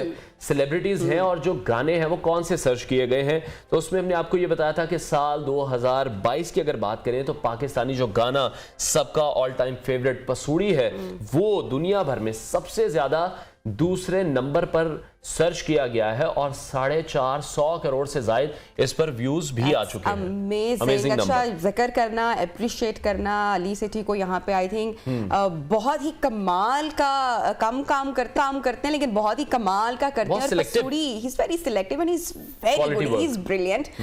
पसूड़ी वो गाना है जो बच्चों की भी जबान पर मैंने सुना और उनका भी फेवरेट रहा ये गाना, और मोस्ट गूगल सॉन्ग रहा, बाहर से भी बहुत पसंद किया गया। सबसे ज्यादा पाकिस्तान में सर्च किया गया, उसके बाद इंडिया में, बांग्लादेश में, और जितनी जो भी कंट्रीज हैं जहां पर हमारी ऑब्वियसली जो पाकिस्तानी कम्युनिटी, इंडियन कम्युनिटीज या उर्दू ज़बान समझने वाली, म्यूजिक को समझने वाले लोग हैं, उनकी जानिब से भी बहुत हैरानगी वाली बात यह है, अगर हम इंडिया की बात करें या बांग्लादेश की बात करें तो फिर भी वहां पर उर्दू को लेकर अंडरस्टैंडिंग मौजूद है, लेकिन जो फिगर्स हैं वो ये हैं कि श्रीलंका में और मॉरिशस में भी इस गाने को बहुत ज्यादा सर्च किया गया है। तो वो जो लैंग्वेज बैरियर भी था वो इस गाने ने तोड़ा है। बहुत से ऐसे गुलकार हैं, अंग्रेजी के फनकार हैं, सिंगर्स मौजूद हैं जिन्होंने इस गाने को दोबारा अपनी आवाज दी है, और ये जो एजाज है ये पाकिस्तान के लिए है। और इसमें जो एक नई पेशरफ्त है वो ये है कि नीदरलैंड की गुलकार है एमा हेस्टर्स, जिन्होंने अपनी सुपर हिट आवाज में ये सुपर हिट गाना गाया था पसूड़ी, जो कि बहुत ज्यादा वायरल भी हुआ। अच्छा, अगर हम पसूड़ी गाने की वीडियो भी देखें तो बहुत ही खूबसूरत वीडियो है। बहुत कोई फैंसी वीडियो नहीं लगेगी, आर्ट उसके अंदर एक रिदम एक हमें दिखाई मालूम पड़ता है, बहुत सिंपलिसिटी भी संभव हमें कहीं ना कहीं पे दिखाई, कामनेस दिखाई देती है हमें इसकी वीडियो में।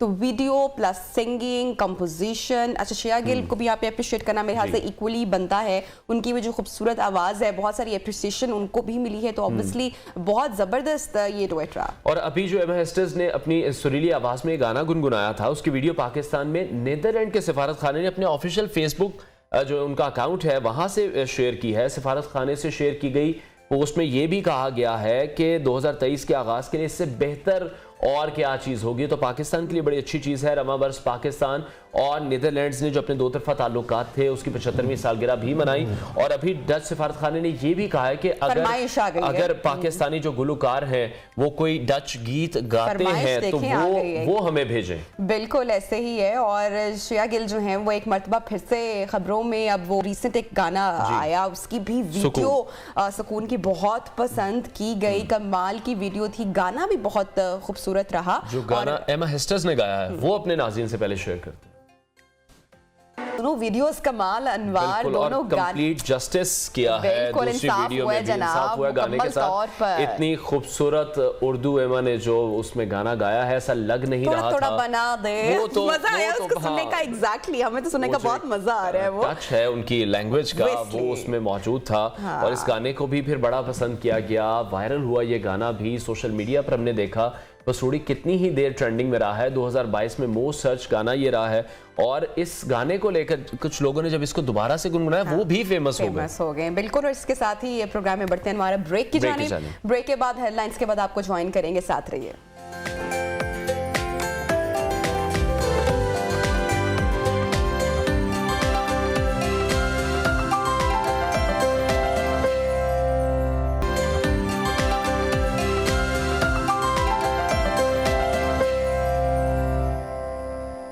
Welcome back and good morning once again.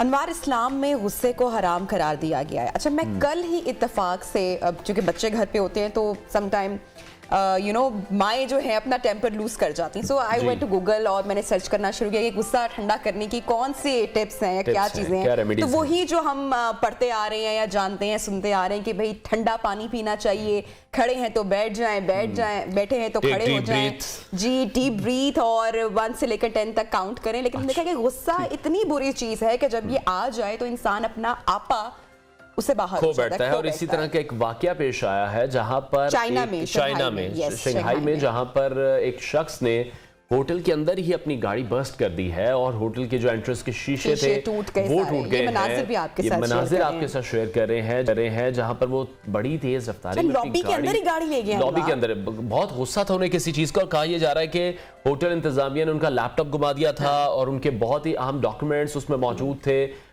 जिस हवाले से वो ये कह रहे थे कि वो मेरे लिए बहुत ज्यादा जरूरी है, उससे पे काबू नहीं पा सके, जिसके बाद उनसे ये हरकत सरजद हो गई। पुलिस वहां पर पहुंची, मीडिया वहां पर पहुंचा, ये वाकया काफी हाईलाइट हुआ। वहां पर जो लोग मौजूद थे वो इससे बहुत ज्यादा डिस्टर्ब हुए, घबरा गए। इससे अनवार कोई नुकसान भी हो सकता था। जितनी तेजी से गाड़ी लॉबी के अंदर आई है, लोग अपनी रूटीन में मामूल में मसरूफ होते हैं, तो जब वो गाड़ी टकराने पर लोग यहाँ पर कोस रहे थे तो कुछ लोगों ने उनको झंझोड़ कर बोला भी कि आपको एहसास है कि आपने क्या किया है, इससे कितना नुकसान हो सकता है, बच्चे लॉबी में मौजूद हो सकते हैं, किसी को नुकसान हो सकता है। बट फॉर्चुनेटली कि इस इंसिडेंट से कोई बड़ा हादसा या नुकसान नहीं हो सका। बिल्कुल। और ये भी कहा जा रहा है कि फिर जो उनका लैपटॉप था वो कहीं होटल के बाहर से ही मिल गया, लेकिन सजा तो यकीनी तौर पर उन्हें मिलनी थी, तो पुलिस वहां पर पहुंची है, उन्हें गिरफ्तार भी कर लिया गया है। तो गुस्से पर काबू रखना बहुत ज्यादा जरूरी है। इसी हवाले से हम प्रोग्राम को आगे बढ़ाते हैं और एक और आपसे खबर देते हैं कि गुस्सा जिस तरह से हम कह रहे हैं आम जिंदगी में जरूरी है, तो जो स्पोर्ट्समैन है, जिस स्पोर्ट्स का हम जिक्र करने जा रहे हैं, इसमें भी अगर स्पोर्ट्समैन को गुस्सा आता है तो उसको अपने गुस्से को कंट्रोल करके अपने दिमागी तदबीरें हैं उनको इस्तेमाल करके इस मैच को, इस खेल को जीतना पड़ता है। बिल्कुल। और खेल के दाव पेच पर फोकस करना पड़ता है। मिलवाएंगे हम आज आपको लाहौर में एक फैमिली है जिसके 5 भाई गोल्ड मेडल जीतने का अज़्म रखते हैं, कुश्ती के दाव पेच सीख रहे हैं, और ये छोटे पहलवान पाकिस्तान रेसलिंग टीम के कोच के घराने से हैं और उन्हीं की जेर निगरानी तरबियत हासिल कर रहे हैं। उनमें से सबसे छोटे की उम्र अनवार 5 साल का बच्चा पहलवानी सीख रहा है और कितना क्यूट लग रहा होगा। बिल्कुल। और ये हमने इसकी फोटो भी आपके साथ शेयर की और है। जो सबसे बड़े उनमें है उनकी उम्र 11 साल है और इनका एक टाइम डिसाइडेड है कि असर से मगरिब के दौरान 2 घंटे जो है वो इनकी डेली ट्रेनिंग होनी है और इन भाइयों को दूध पिलाने के लिए वहां पर खास भैंस भी रखी गई है। अखाड़े में इनकी सख्त ट्रेनिंग की जाती है। इनकी जो मामूलाते जिंदगी है, इनकी रूटीन है, इनकी डाइट है, वो इनसे पूछते हैं। इनके जो कोच हैं इनके वो भी हमारे साथ इस वक्त स्टूडियोज में मौजूद हैं। उनसे आपका तारुफ करवाते हैं। फरीद इनका नाम है। गुलाम, कैसे हैं आप? ठीक ठाक हैं? और ये किस तरह से आप इनको मैनेज कर रहे हैं? इतने छोटे बच्चे हैं, 5 साल की उनकी उम्र है, तो ये कोई ज्यादती तो नहीं हो रही उनके साथ? First of all thank you so much कि आपने इनवाइट किया। दूसरा मैं समझता हूँ जो रेसलिंग है, रेसलिंग हमारी ट्रेडिशनल स्पोर्ट्स है। बच्चे जोरों में खेलते हैं, रेसलिंग खेलते हैं, अपने कहते नहीं है, बस थोड़ा सा उनको पॉलिश करने की जरूरत होती है। और मैं समझता हूँ कि बीइंग ए पेरेंट्स जो स्पोर्ट्स है बड़ी इंपॉर्टेंट है। एक तो डिसीजन मेकिंग और टेकिंग पावर इनकी इनहेंस होती है। दूसरा देखें, आप किसी भी पेरेंट से पूछे कि उसकी प्रायोरिटी क्या है तो वो कहेगा सेहत। तो मेरे ख्याल में जो सेहत की प्रायोरिटी को देखते हुए फिजिकल एक्टिविटी बच्चों के लिए है नहीं, वो गेमिंग जोन है, मोबाइल के साथ टच है, गैजेट्स उन्हें पकड़े हुए हैं। तो फिजिकल एक्टिविटी बच्चों में रखने के लिए बहुत जरूरी है कि आप उन्हें किसी न किसी स्पोर्ट्स में लेके आए, फन एक्टिविटी में लेके आए।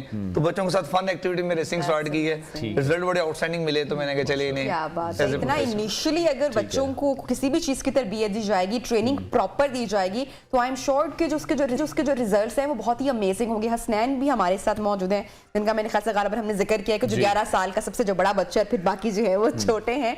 Hasnain, how are you? कैसे हैं आप? ठीक हूँ मैं। हसनैन पढ़ाई भी मुकम्मल कर रहे हैं, साथ साथ पहलवानी भी आप सीख रहे हैं, क्या बात है। मैं पढ़ाई भी कर रहा हूँ। मैं 8 क्लास में, मैं 9 में हूँ, तो साथ साथ पहलवानी को भी टाइम दे रहा हूँ और पढ़ भी रहा हूँ साथ साथ। तो घर में अब्बा ने स्पेशल भैंसें रखी हुई हैं ताकि खालिस दूध, दही, पनीर, मक्खन सब कुछ मिले। तो डेली क्या रूटीन है? सुबह सुबह उठ के क्या खाना है? पूरा दिन जो डाइट प्लान है वो सुबह उठ के नमाज पढ़नी है, फिर वो मेरा जो कजन है वो जाता है, वो भैंस का दूध चो के लाता है, फिर उसको उबाला लाते हैं, फिर जब वो ठंडा आता है उसका दूध भी पीते हैं, फिर मलाई भी खाते हैं, जब मलाई को जमा के मक्खन भी खाते हैं, मक्खन भी बनाते हैं, फिर उसका देसी घी बनाते हैं, फिर उसके रोटी चोप करके वो भी खाते हैं हम लोग। बात अच्छा, यूजुअली होता है ना कि अनवार बच्चे काबू नहीं आ रहे होते हैं अम्मियों के। मेरे तो 2 छोटे छोटे जो टिड्डे हैं उनको खिलाना बड़ा मुश्किल हो जाता है। तो आप मतलब अम्मी की, अब्बू की बात आराम से मान लेते हैं, वरना बच्चे अक्सर कहाँ दूध वगैरह पीते हैं या दही वगैरह खाते हैं? अब हमें आदत होगी। अच्छा, छोटे वाला भी वो भी कंट्रोल में है, काबू में है, उसको भी ट्रेन कर दी है। क्या बात है, बहुत ठीक है। तो और क्या चीजें ऐड हैं डाइट में? और हम लोग जैसे एक हफ्ते में 2-3 बार हम लोग वो कीमा खाते हैं और मुरब्बे खाते हैं, ये चीजें होती हैं। और ट्रेनिंग के बाद हम लोग सरदाई पीते हैं। ठीक है। तो डेली ट्रेनिंग करते हैं या कोई उस्ताद साहब इतवार का कोई रेस्ट है? बस इतवार वाले दिन में हम लोग 1 टाइम इन्हें लगाते हैं, लेकिन रोज 2 टाइम लगाते हैं। अच्छा, 2 टाइम ट्रेनिंग कर रहे हैं आप। तो कितना वक्त हो गया अभी हसनैन आपको हो गया ट्रेनिंग करते हुए? 9-10 साल हो गए। तो पहलवानी के गुर आई एम श्योर काफी सीख लिए होंगे। फेवरेट पहलवान कौन है? मेरा फेवरेट पहलवान है इनायतुल्लाह साहब आपके फेवरेट पहलवान है। तो घर में छोटे भाइयों के साथ कभी कोई बातचीत ना माने कोई छोटा, तो ऐसा तो नहीं था कि वो खेल में असल में ही मामला संजीदा हो जाता है? और नहीं, वो छोटे भाई होते हैं, फिर उनको आराम से उनके जितना जोड़ा के उनको जरा टेक्निक कराता हूँ बस। अच्छा, ठीक है। अच्छा गुलाम फरीद साहब, आपसे जानना चाहेंगे अभी कितने अरसे से एक तो ये प्रैक्टिस चल रही है और अभी को मुकाबले भी लड़ने शुरू कर दिए बच्चों ने? जी बिल्कुल। अभी तो अंडर 13 है, जो दूसरे इनके कजन है वो अंडर 16 पाकिस्तान चैंपियन है, ये अंडर 13 पाकिस्तान चैंपियन है। ठीक है। और अर्ली स्पेशलाइजेशन बड़ी जरूरी है लॉन्ग टर्म में 3 डेवलपमेंट प्रोग्राम के लिए। अगर आपने किसी भी मुल्क के लिए ओलंपियन या वर्ल्ड चैंपियन प्रोड्यूस करनी है तो ये एज आपके सामने है जिस पे आप वर्किंग कर सकते हैं। ठीक है। तो हसनैन, आपको पहलवानी का बचपन से ही शौक था? अब्बा ने ऑब्वियसली बताया होगा कि नहीं ये करना है, आप खुद ये करना चाहते हो या इसके साथ साथ कोई और भी शौक है? बस ये मेरा पहलवानी शौक है, मैं खुद करना चाहता हूँ कि बड़े होके पाकिस्तान का नाम रोशन करना चाहता हूँ। ठीक है। और जिस तरह से हम फुटेज में भी देख रहे हैं गुलाम साहब, बच्चे बड़े एक्टिव हैं, जिस तरह से दाव पेच लड़ा रहे हैं, बड़े फुर्तीले हैं, बड़े फास्ट हैं। और कबड्डी में हमने देखा है कि लोगों के पेट निकल आते हैं। अभी शायद थोड़ा सा वो ट्रेंड भी चेंज हो रहा है, जैसे डाइट तो वही है लेकिन एक्सरसाइज में मॉडिफिकेशन हो गई है। बिल्कुल सर, स्ट्रेंथ पहले देखें जो पहले रेसलिंग थी उसमें हम यही था कि उठक बैठक का लग गया, हमारा जो ट्रेडिशनल स्टाइल था वो था, लेकिन अब मॉडर्न रेसलिंग आ गई है। आपको स्ट्रेंथ एंड कंडीशनिंग कोच लगने पड़ रहे हैं, आपको कार्डियोवैस्कुलर एंड्योरेंस पे वर्किंग करनी पड़ती है, स्ट्रेंथ एंड्योरेंस पे वर्किंग करनी पड़ती है। तो ये चीज़ें अब साथ साथ चल रही हैं। मैं तो समझ रहा हूँ जो अब नेक्स्ट हमारी जो अगर आपने ओलंपिक टारगेट करनी है, वर्ल्ड चैंपियन के लिए आपने प्रोड्यूस करना है, तो न्यूट्रिशन बड़ा इंपॉर्टेंट पार्ट है कि आपने प्रोटीन कितनी देनी है, अपने कार्ब्स कितने देनी है, आपने फैट की एवरेज क्या है, आपने मिनरल्स को कैसे लेके चलना है, बैलेंस्ड मील्स होने चाहिए। बिल्कुल एग्जैक्टली ठीक हो गया। तो अभी आप किस तरह से देख रहे हैं, क्या फ्यूचर है, क्या स्कोप है पाकिस्तान का कबड्डी में? पाकिस्तान ने बड़े बड़े नाम निकले हैं यहाँ से, तो वो जो नाम थे उनकी लेगेसी को हम कंटिन्यू कर पाएंगे इंशाल्लाह ताला? देखें, रेसलिंग पाकिस्तान की वो स्पोर्ट्स है जिसने ओलंपिक में पाकिस्तान को मेडल दिए हैं। 3 स्पोर्ट्स हैं, हॉकी, बॉक्सिंग और रेसलिंग। हमारी खुशकिस्मती ये है कि रेसलिंग हमारी ट्रेडिशनल स्पोर्ट्स है, free of cost club structure Punjab में पूरे में एग्जिस्ट करता है, जैसे गुजरांवाला, लाहौर, फैसलाबाद। यही हमारी सर्वाइवल की वजह है। ये जो बच्चे आप देख रहे हैं आपके सामने, इसी तरह सैकड़ों बच्चे जो हैं वो ग्रासरूट लेवल्स पे वर्किंग कर रहे हैं अपनी मदद आपके तहत। तो यही सर्वाइवल ऑफ रेसलिंग पाकिस्तान में ये एक चीज है। बात है बच्चों की, हम एक पूरा शेयर भी कर रहे हैं, एक्टिविटी है। अगर किसी को इसको एज ए प्रोफेशन नहीं भी लेकर चलना, तो आई थिंक हमें हमारे बच्चों को कोई ना कोई स्किल लाजमी सिखाना चाहिए इस चीज में। हम माँ बाप का आई नो जो तरजीहात हैं, जो फोकस है वो ये था कि बच्चे ग्रेड्स अपने मतलब नंबर 1 लेकर आए, A+ लेकर आए, हर चीज में, हर सब्जेक्ट में वो नंबर 1 हो। लेकिन हम उनका जो ये बड़ा टाइम है, हम ये भूल जाते हैं कि अगर हम कोई स्किल उनको इस बचपन में दे दें, कुछ भी हो सकता है। मैं पहलवानी की बात नहीं कर रही। अच्छा, आप अपना हसनैन पढ़ते भी हो, 8th क्लास के आप स्टूडेंट हो, पढ़ाई तो नहीं कभी कॉम्प्रोमाइज होती साथ साथ पहलवानी के साथ साथ? नहीं, टाइम मैनेज करना पड़ता है। जैसे हम लोग सुबह 10 बजे स्कूल जाते हैं, 8 बजे स्कूल लगता है, फिर वहाँ से 12-1 बजे वहाँ पे आते हैं, तो जो टाइम होता है फिर हम लोग उसमें पढ़ लेते हैं। फिर जब 3-4 बजते हैं फिर हम लोग अपने पापा के साथ चल जाते हैं, मैट पे ट्रेनिंग करके आते हैं। तो कभी क्लास में तो नहीं ऐसा हुआ जो क्लास फेलोज हैं वो कभी किसी बात पर उनको भी पहलवानी का जरा कोई एक पंच लगा दिया हो? बदतमीजी करेंगे तो फिर नहीं बेटा, ये नहीं करना चाहिए। अच्छा गुलाम साहब, बड़ी अच्छी बात की है हसनैन ने। टाइम मैनेजमेंट भी बच्चों को आना बहुत ज्यादा जरूरी है आज के दौर में, जब आपको बहुत से काम करने हैं। अच्छा, अभी जिस तरह से आपने डिस्कस किया कि पंजाब में तो आपको कुछ फैसिलिटीज हैं कि आपको फ्री ऑफ कॉस्ट वहां पर अखाड़े मिले हैं या कोई भी है, लेकिन जो दीगर फैसिलिटीज भी तो लोगों को, पहलवानों को चाहिए। इतनी खुराक होती है, इतना कुछ खाना पीना होता है। थोड़े दिन पहले भी एक पहलवान साहब आए हुए थे, उन्होंने मुझे बल्कि उठा भी लिया था यहाँ पर। तो वो जो खुराक वो बता रहे थे, वो किसी के लिए भी अफोर्ड करना, अगर कोई नेशनल लेवल पर खेलना चाहता है, वर्ल्ड चैंपियनशिप के लिए जाना चाहता है, सपोर्ट कितनी मिल रही है? देखिए, या कितनी मिलनी चाहिए? देखिए, पहली बात मैं ये बता दूं कि पूरे पाकिस्तान में देखें, अब रिसेंटली कॉमनवेल्थ गेम्स में टीम गई है, टोटल पाकिस्तान ने 8 मेडल जीते हैं, तो 5 रेसलिंग ने दिए हैं। अब contribution at international levels wrestling के आप देख लें कि एक कंट्री जिसका 400 का कॉन्टिजेंट गया है, सिर्फ 8 मेडल आए हैं, 5 रेसलिंग ने दिए हैं। अब बदकिस्मती ये है कि पूरे पाकिस्तान में एक भी ऐसी नेशनल रेसलिंग एकेडमी नहीं है जिसमें हम कंसेक्टिव ट्रेनिंग प्रोग्राम को लॉन्च करें और कोई इंटरनेशनल प्लेयर प्रोड्यूस कर सके। ठीक है। अनफॉर्चुनेटली लास्ट 15-20 दिन या 2-3 माह का कैंप लगता है पाकिस्तान स्पोर्ट्स बोर्ड की जानिब से, जिसमें आप इंटरनेशनल प्लेयर्स को तैयार करते हैं। तो ये मैं समझता हूँ ये एक बड़ा लैक है हमारे ना, जो फॉर एग्जांपल ग्रासरूट लेवल्स पे जो मॉडर्न टाइप्स के क्लब्स नहीं है और ना इंटरनेशनल लेवल्स का कोई सेंटर है जिसमें हम प्लेयर प्रोड्यूस कर सकें। अनफॉर्चुनेटली पहलवानी किसी ने सीखनी हो तो क्या करे? कांटेक्ट करें आपसे, क्या इसका तरीकेकार है, किस तरह से मैनेज करें अपनी चीजों को, इसके बारे में? मैं जैसे आप पहले बात कर रहे थे गुस्से की, और दूसरा मैं समझता हूँ आप स्पोर्ट्स की कोई ना कोई एक्टिविटी लाजमी करें, जरूरी नहीं रेसलिंग करें, आप स्पोर्ट्स से कांटेक्ट रखें। स्पोर्ट्स हमें सिर्फ जीतना नहीं सिखाती, स्पोर्ट्स हमें हारना सिखाती है। हमारे माशरे की, सोसाइटी की सबसे बड़ा अलमिया ये है, हम हारना नहीं चाहते, हार बर्दाश्त नहीं है हम हार। और दूसरा ये, हम बच्चों को देखें ग्रासरूट लेवल, जब बच्चों को ये समझ आ जाएगी ना how to deal with loss, यानी हार को कैसे डील करना है, तो जिंदगी में कामयाब रहेंगे। एक्चुअली हम जिस बात के ऊपर मैं पहले भी तवज्जो दिलवाना चाह रही थी कि हम यही अपने बच्चों को भी इतना हमने स्ट्रेसफुल रखा हुआ है कि ग्रेड्स की जो दौड़ है वो बहुत ज्यादा है। बच्चे आपके स्विमिंग कर सकते हैं, हॉर्स राइडिंग कर सकते हैं, फुटबॉल, टेनिस, कोई भी एक्टिविटी, कोई भी गेम कर सकते हैं। अच्छा, अभी ये तो बच्चों की बड़ी इनिशियल स्टेजेस पर इनकी तैयारी शुरू हो चुकी है बचपन से ही, एंड आई एम श्योर कि they all have a bright future इंशाल्लाह। कोई अपने यंग एज में या आफ्टर 20s अगर इस फील्ड में आना चाहे तो उसका प्रोसीजर या वो तरीकाकार क्या है? देखिए, ये टोटली डिपेंड करता है आपके पैशन पे कि आप कितने लॉयल हैं, कितनी आप इंटरेस्ट, कितने। मेरे केसेस में फॉर एग्जांपल लास्ट टाइम मेरे बच्चा था यूनिवर्सिटी लेवल्स पे, खिजर उसका नाम है, तो वो आया, मैंने उसे ऑब्जर्व किया कि इस बच्चे की एबिलिटी नहीं है कि एलिजिबल नहीं है कि रेसलिंग खेल सके, लेकिन he prove that within 6 month that he is better than others. अच्छा, वो क्या ट्रेनिंग होती है, कैसे प्रूव करना है, उसके लिए क्या करना पड़ता है? देखिए फिजिकली स्ट्रांग होना बहुत जरूरी है रेसलिंग में, क्योंकि चांसेस ऑफ इंजरीज बहुत ज्यादा होते हैं। अगर आप किसी भी ऐसे बच्चे को रेसलिंग में लेके आएंगे जो फिजिकली स्ट्रांग नहीं है, तो वो चांसेस ऑफ इंजरीज बढ़ जाएंगे उसके। तो सबसे पहले आपने वर्किंग करनी होती है कि ये इस काबिल हो जाए कि अगर इसने किसी से फाइट करनी है तो ये इंजर्ड ना हो। ठीक है, ठीक है, बहुत शुक्रिया। गुलाम फरीद हमारे साथ इन स्टूडियोज मौजूद थे। हसनैन ने भी हमें ज्वाइन किया था। ये पानी हैं जो कि पहलवानी का शौक रखते हैं और अपनी प्रैक्टिस भी बड़ी गर्मा गर्मी से कर रहे हैं। डेली जो उनकी रूटीन है, जिस तरह से वो डाइट ले रहे हैं, अपने टाइम को मैनेज कर रहे हैं, स्कूल भी जा रहे हैं, पढ़ भी रहे हैं, 2-2 टाइम प्रैक्टिस कर रहे हैं और इतनी देसी खुराकें खा रहे हैं जिसको खाने के लिए भी एक स्टेमिना आपके अंदर बिल्डअप होना चाहिए। बिल्कुल, बहुत शुक्रिया गुलाम फरीद साहब, आपने हमें ज्वाइन किया। हसनैन भी हमारे साथ इन कॉन्वर्सेशन थे। अनवार, क्रिकेट के हवाले से बात करना बहुत ज़रूरी है। अभी हम तो पहलवानी की और इसकी रेसलिंग की बात कर रहे हैं, लेकिन इसके साथ साथ जो दूसरा खेल जारी है, अहम सीरीज न्यूजीलैंड वर्सेस पाकिस्तान इन कराची, तीसरा मैच आज फैसला कुन होगा मैच, और अभी 1-1 से सीरीज बराबर है।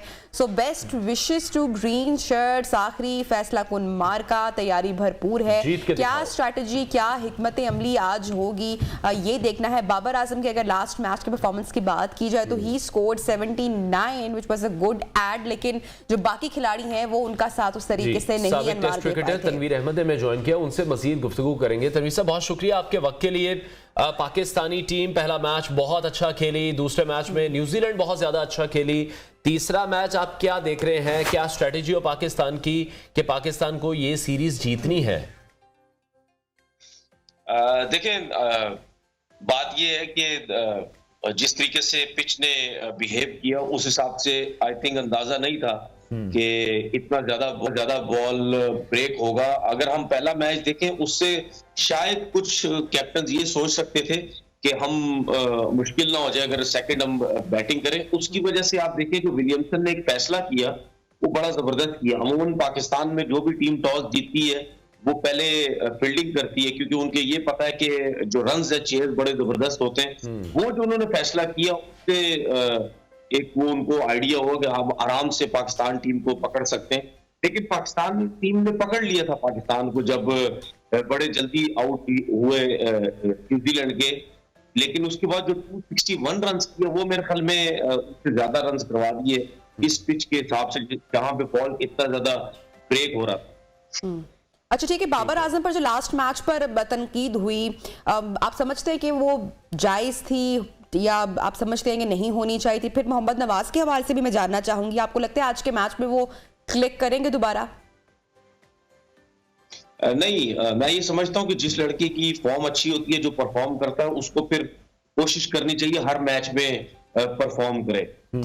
उसके बाद जो आपने बाबर आजम की बात की, मुझे तो बड़ा हैरानगी, बड़ा अफसोस हो रहा है कि हमारे कुछ जर्नलिस्ट हैं जिन्होंने ना कभी क्रिकेट खेली, ना सर है ना पैर है, ना किसी चीज को उनको पता है, वो बाबर आजम को कप्तानी से हटाने के लिए पड़े हुए। जिन्होंने क्रिकेट खेली उनमें से मेरे ख्याल है कोई ऐसा क्रिकेटर नहीं होगा जिसने बोला हो कि बाबर आजम को कप्तानी से हटाएं। तनवीर, यहाँ से मैं सवाल निकालना चाहूंगी कि बाबर आजम को जो लोग कप्तानी से हटाना चाहते हैं, विद इन बोर्ड भी बहुत सारी बातें हो रही हैं, चर्चा हो रही है, वो जो हटाना चाहते हैं वो क्या जायज है? फैक्ट्स पर बात हो रही है या फिर से अगेन फेवरेटिज्म के जरिए बाबर को हटा रहे हैं? तो फिर किसको लाना चाहते हैं? क्या होगा?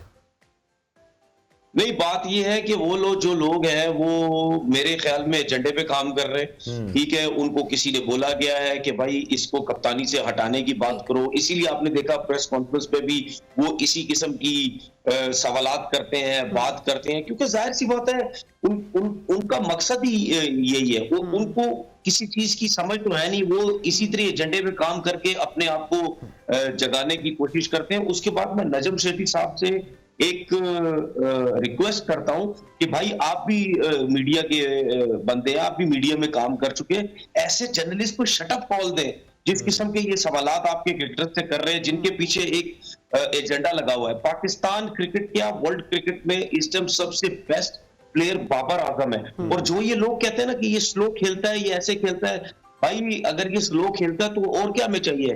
ठीक है ना, इस किस्म के और हमें प्लेयर ला के दे दो, हमें कोई मसला नहीं, हमारी टीम तो जीत जाएगी। तो बिला वजह ये एक प्लान है हमारे पाकिस्तान में ऐसे हो चुका है। सरफराज अहमद के साथ भी ऐसी हुआ, उसकी परफॉर्मेंसेस अच्छी थी, उसकी कप्तानी अच्छी थी, उसके एजेंडे के तौर पे उसके पीछे लग गए, उसकी कप्तानी खराब करवाई, उसको टीम से बाहर किया। इसी तरीके से बाबर के पीछे लगे, और ये जो लोग इसके पीछे कुछ जर्नलिस्ट लगे हुए ना, ये सिर्फ एक इंटरव्यू की मार है। अगर बाबर आजम उनको एक इंटरव्यू या एक दफा फोन पे बात कर लेगा, आप देखना वो किस तरीके से उसकी तारीफें करने लग जाएगा। तो ये जर्नलिस्ट नहीं है, ये ड्रामेबाज है। जर्नलिस्ट जब अपने टाइम पे हुआ करते थे वो बड़े जबरदस्त हुआ करते थे। तो मेरे इनसे ये रिक्वेस्ट है कि भाईजान आपका जो काम है आप वो काम करें, आप क्रिकेट के अंदर घुसने की कोशिश ना करें। ठीक है तनवीर, ये बताएगा आज के अगर मैच की बात करें, आपकी नजर में फेवरेट कौन है, कौन सा ऐसा प्लेयर है जो पाकिस्तान के लिए अच्छा परफॉर्म कर सकता है? देखिए, इमामुल हक हो गया, फखर जमान हो गया। इमाम ने अभी तक दोनों मैचेस में रन्स नहीं किए, फखर ने एक मैच में 50 किए, लेकिन उनको चाहिए कि थोड़ा सा लंबी इनिंग खेलने की कोशिश करें, क्योंकि जो भी सेट हो रहा है उसको ये चाहिए कि ज्यादा देर तक खेले, क्योंकि ये जो पिच है ये बहुत मुश्किल पिच है। इस पिच पे बॉल बहुत ज्यादा टर्न हो रहा है, स्लो हो रहा है, बॉल बल्ले पे अच्छे तरीके से नहीं आ रहा। तो जो सेट हो रहा है उसको आगे लेके जाना चाहिए, वरना आपने खुद भी देखा कि एकदम से विकेट्स गिर रही हैं। स्पिनर्स का बॉल इतना ब्रेक हो रहा है, आने वाले प्लेयर्स के लिए समझ नहीं आ रही है। उसके बाद थोड़ा सा ये नजर आता है कि पाकिस्तान के पास मिडिल ऑर्डर में इतना ये जो हिटिंग करने वाले प्लेयर है, जो जिसको हम कहते हैं कि छक्के मारने वाले प्लेयर होते हैं, वो हमारे पास नहीं है। उसके बाद ऑलराउंडर्स हमारे पास नहीं है। मिसिंग तो है, लेकिन सिर्फ बाबर आजम के ऊपर ना पड़ जाए ना कि बाबर आजम कुछ नहीं कर रहा। बाबर आजम तो पिछले 15 मैचेस में वनडे में उसने इतने जबरदस्त रन किए हैं, तो दूसरों की भी रिस्पॉन्सिबिलिटी है, आपने भी कुछ करना है। फिलहाल जो 2 मैचेस में जो क्रिकेट खेलेगी उस हिसाब से मुझे न्यूजीलैंड का जो जीतने के चांसेस मुझे ज्यादा लग रहे हैं, जो उनकी परफॉर्मेंस अच्छी। जी बहुत शुक्रिया आपका तनवीर, आप हमारे साथ इन कॉन्वर्सेशन थे और आज के मैच के हवाले से भी best of luck green shirts, और उम्मीद करते हैं कि जो सीरीज है वो बाबर 11 अपने नाम करेंगे, पाकिस्तान जीतेगा इंशाल्लाह। प्रोग्राम में वक्त हुआ है ब्रेक का, ब्रेक के बाद ज्वाइन करते हैं, साथ रहिए।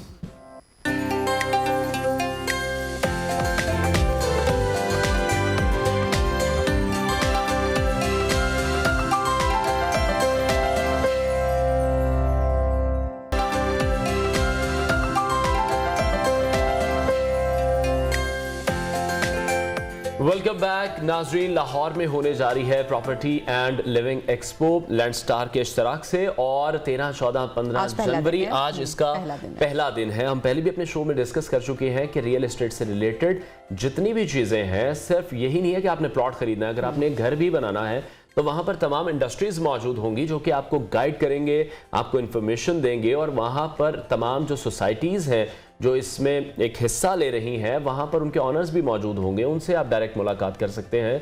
और बहुत से गिफ्ट्स भी वहाँ पर अनाउंस किए जा रहे हैं, गाड़ियाँ दी जा रही हैं, प्लॉट्स दिए जा रहे हैं, बाइक्स दिए जा रहे हैं। तो इंफरटेनमेंट भी है, साथ साथ एंटरटेनमेंट का इंतजाम भी किया गया है फैमिलीज़ के लिए। स्टेट वेब से CEO आमिर इलियास हैं, उन्होंने हमें ज्वाइन किया है, उनसे गुफ्तगू करते हैं इस एक्सपो के हवाले से। आमिर साहब बहुत शुक्रिया आपके वक्त के लिए। सबसे पहले तो हम यही जानना चाहेंगे कि स्टेट वेब क्या करता है? जी, state web is a real estate marketing company जी। We are based in 3 different cities, Peshawar, Islamabad and Lahore. We are quite young in a field. Being an overseas Pakistani, I ended up with having my own business. और क्योंकि एक ये था कि मुझे एक ऐसा प्लेटफॉर्म भी चाहिए था कि मैं अपने मतलब यंग एंटरप्रेन्योर्स बनाऊं।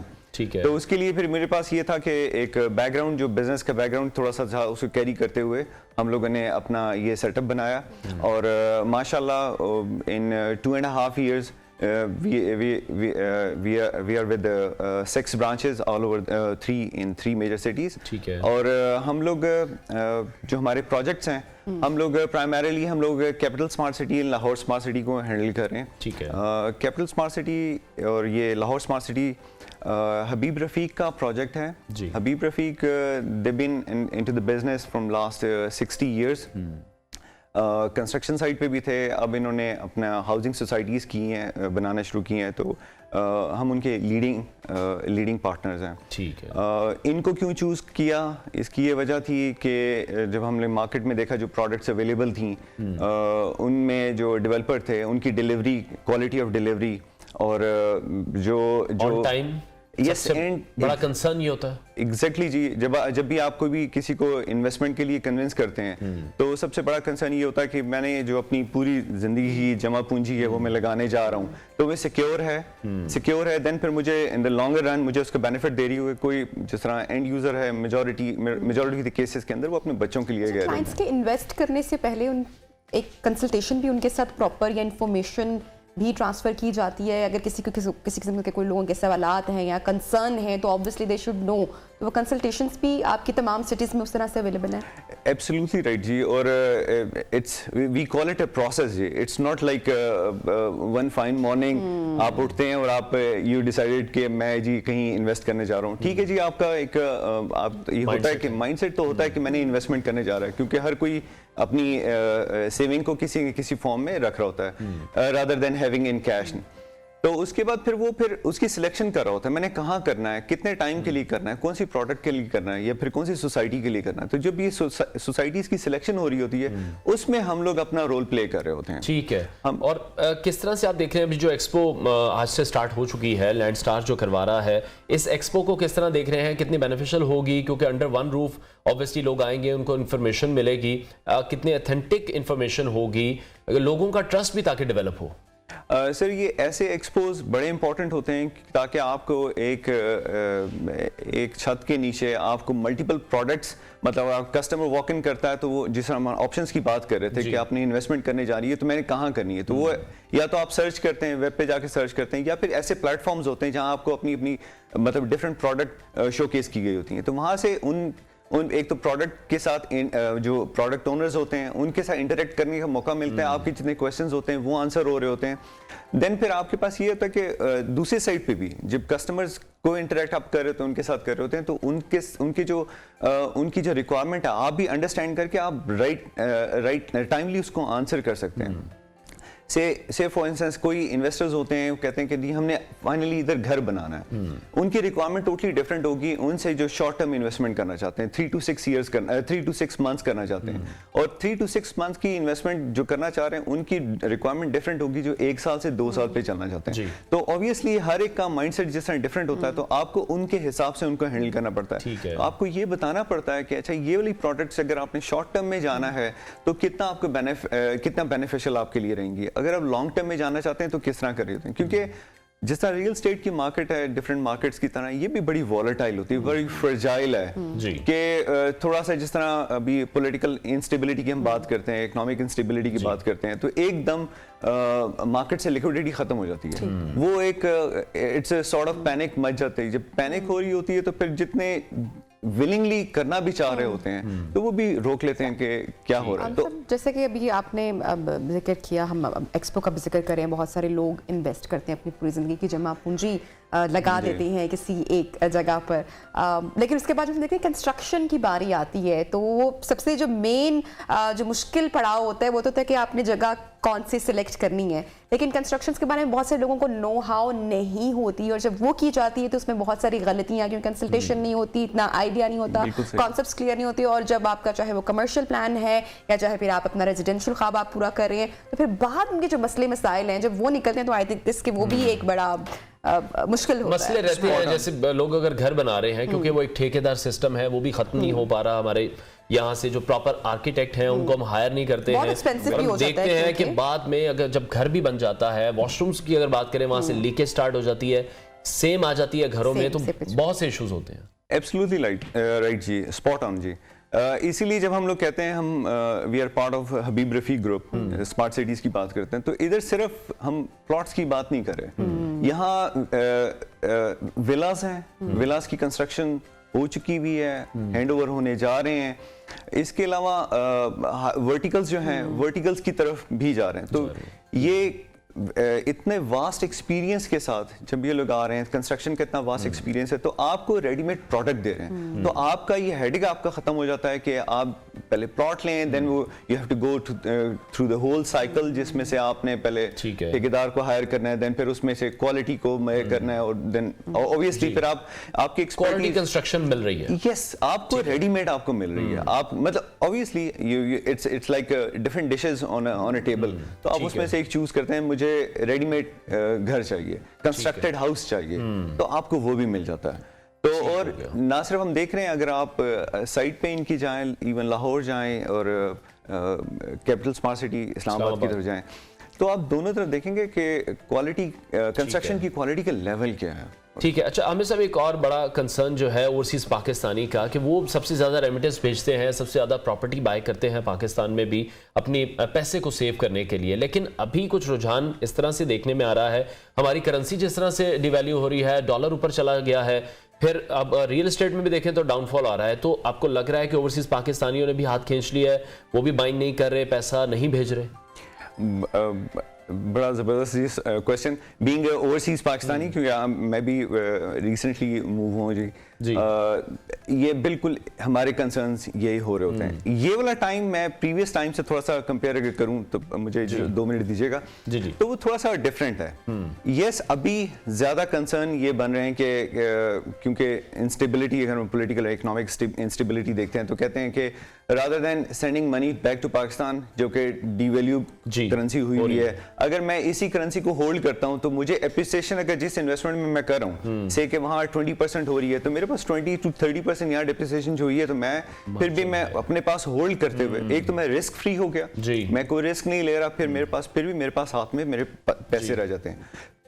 आजकल के लिहाज से ये डिसीजन उनका बिल्कुल रैशनल डिसीजन है। लेकिन अगर मैं इसको थोड़ा सा लॉन्ग टर्म पर्सपेक्टिव में देखूं तो ये सस्टेनेबल नहीं है। ठीक है। क्योंकि अल्टीमेटली जो आपका जो रियल स्टेट है, रियल स्टेट आपको लॉन्ग टर्म बेनिफिट आपको डेफिनेटली दे रही होती है। ये फेज है, इंशाल्लाह हम लोग एज ए पाकिस्तानी सारे दुआ भी करते हैं इस फेज से जल्दी पाकिस्तान निकल आए। अल्लाह करे। जो ही ये निकल आता है तो देन एकदम आपको मिलता है। Thank you so much for joining us in new Pakistan. हमारे साथ इन कॉन्वर्सेशन थे और उनका यही बताना था प्रॉपर्टी से रिलेटेड भी कि जो एक्सपो होने जा रही है वहां पर आपको अंडर वन रूफ तमाम इंफॉर्मेशन। ब्रेक की जाने बढ़ते हैं, ब्रेक के बाद ज्वाइन करते हैं, साथ रहिए।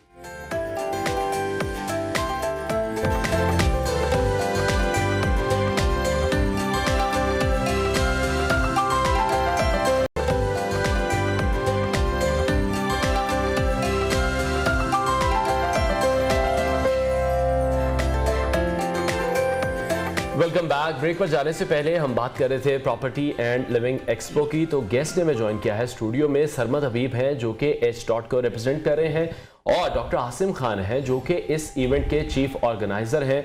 उनसे मजीद डिटेल्स लेते हैं। डॉक्टर साहब बहुत शुक्रिया आपके वक्त के लिए। प्रॉपर्टी जो एक्सपो करवा रहे हैं, लैंडस्टार करवा रहा है, इसका मकसद क्या है? एक्चुअली इस वक्त मुल्क के अंदर आपसे देख रहे हैं कि फाइनेंशियल, इकोनॉमिकल और हर तरह से एक डिप्रेशन का माहौल है, और कोई भी बिजनेस जब बैठ जाता है उसी वक्त होती है कि उसको प्रमोट किया जाए। तो मैं समझता हूँ ये बेहतरीन टाइम था कि हम इसको दोबारा प्रमोट करें, लोगों के अंदर एक दोबारा से एक एनर्जी आए और लोग समझें कि उन्होंने अपनी प्रॉपर्टी को किस तरह से लुक आफ्टर करना है। और प्रॉपर्टी का ये भी मतलब होता है कि ऐसी जगह, ऐसे लोग जिनको चूज़ करें जहाँ पे उनका लॉफुली वो रह सकें, काम कर सकें, उनको वहाँ पे ईजीनेस हो, वहाँ पे अप्रोच बेहतर हो और उनकी लिविंग बहुत अच्छी हो। इसलिए हम इसको इस तरह से डिज़ाइन किया, इसको इस लेके चल रहे हैं। इसका प्रॉपर आज से आगाज़ हो चुका है, 13, 14, 15 3 दिन तक ये एक्सपो जारी रहेगी। बहुत सारे लोग आई एम श्योर ज्वाइन करेंगे, क्या क्या इन्फॉर्मेशन उनको मिलेगी? मेरे ख्याल से बहुत सारे वेरियस सेक्टर से बहुत सारे लोग ज्वाइन करेंगे, और रियल एस्टेट से वाबस्ता बहुत सारे लोग जब आएंगे तो ऑब्वियसली उनके पास जो हैंड्स ऑन इन्फॉर्मेशन मिलेगी वो बड़ी यूजफुल होगी सारे क्लाइंट्स के लिए। ठीक है सरमद, हम देख रहे हैं कि जो नौजवान हैं वो इस फील्ड को बड़ी तेजी से ज्वाइन कर रहे हैं, क्योंकि जब रियल एस्टेट का जिक्र आता है लोगों के जहनों में यही कॉन्सेप्ट है कि आज भी जो सोसाइटीज़ बन रही हैं, जिन लोगों की ज़मीनें हैं, ज़िम्मेदार हैं, जागीरदार हैं, या जो गांव के लोग हैं जिनकी अपनी ज़मीनें, वो ही इस काम को हैंडल कर रहे हैं। लेकिन जो नौजवान हैं, पढ़े लिखे लोग भी हैं, अपनी जॉब छोड़कर आ रहे हैं इस शोबे की तरफ। बिल्कुल ऐसे ही है, इस फील्ड के अंदर इमेंस पोटेंशियल है, इसमें कोई दूसरी राय नहीं है। मैं खुद मैंने फास्ट से CS किया था बैक इन 2014, उसके बाद 2018 में मैंने प्रॉपर्ली इस फील्ड को ज्वाइन किया। इस फील्ड का जो पोटेंशियल की एक वजह ऑब्वियसली यही है कि एक तो यूथ आ भी रही है, दूसरी बात ये कि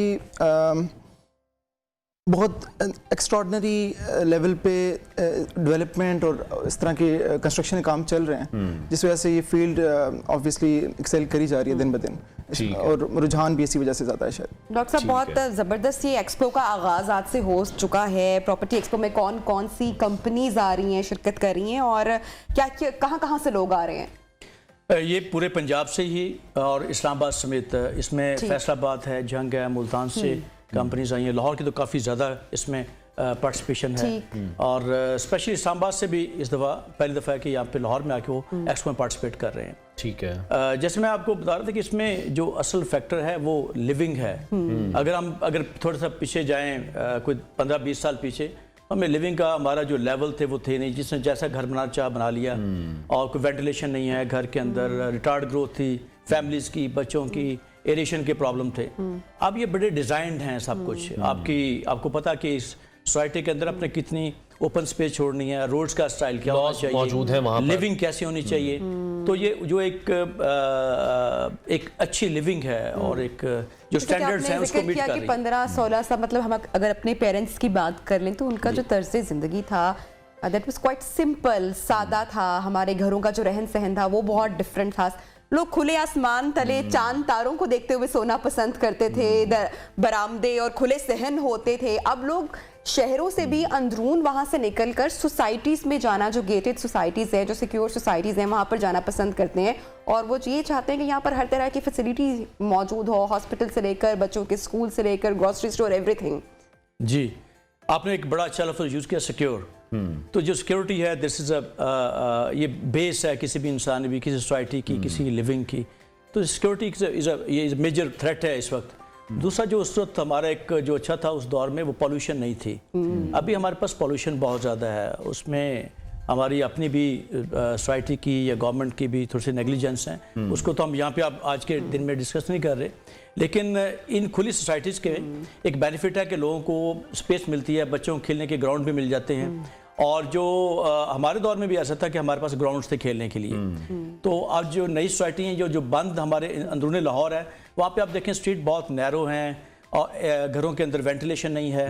तो अगर आप देखें, क्योंकि मैं बीइंग ए डॉक्टर भी आपको बता रहा हूँ कि उसमें आपकी ग्रोथ जो है बच्चों की और आपकी हेल्थ दोनों कॉम्प्रोमाइज़ होती हैं। तो इन सोसाइटीज़ के अंदर ये भी बेनिफिट है कि आपकी हेल्थ और आपकी सेहत कॉम्प्रोमाइज़ नहीं होगी। ठीक है, लेकिन डॉक्टर साहब अभी अगर हम आज के हालात देखें, जिस तरह से हमने मुल्क की मुआशी हालात भी डिस्कस किए हैं, जो इंसान जिसकी सैलरी 50-60 हज़ार है, आपको लगता है कि आज के टाइम पे वो अपना खुद का घर बना सकता है? प्लॉट लेना नहीं, घर बनाना भी। आप ये बहुत अहम और बड़ा ज़बरदस्त क्वेश्चन है।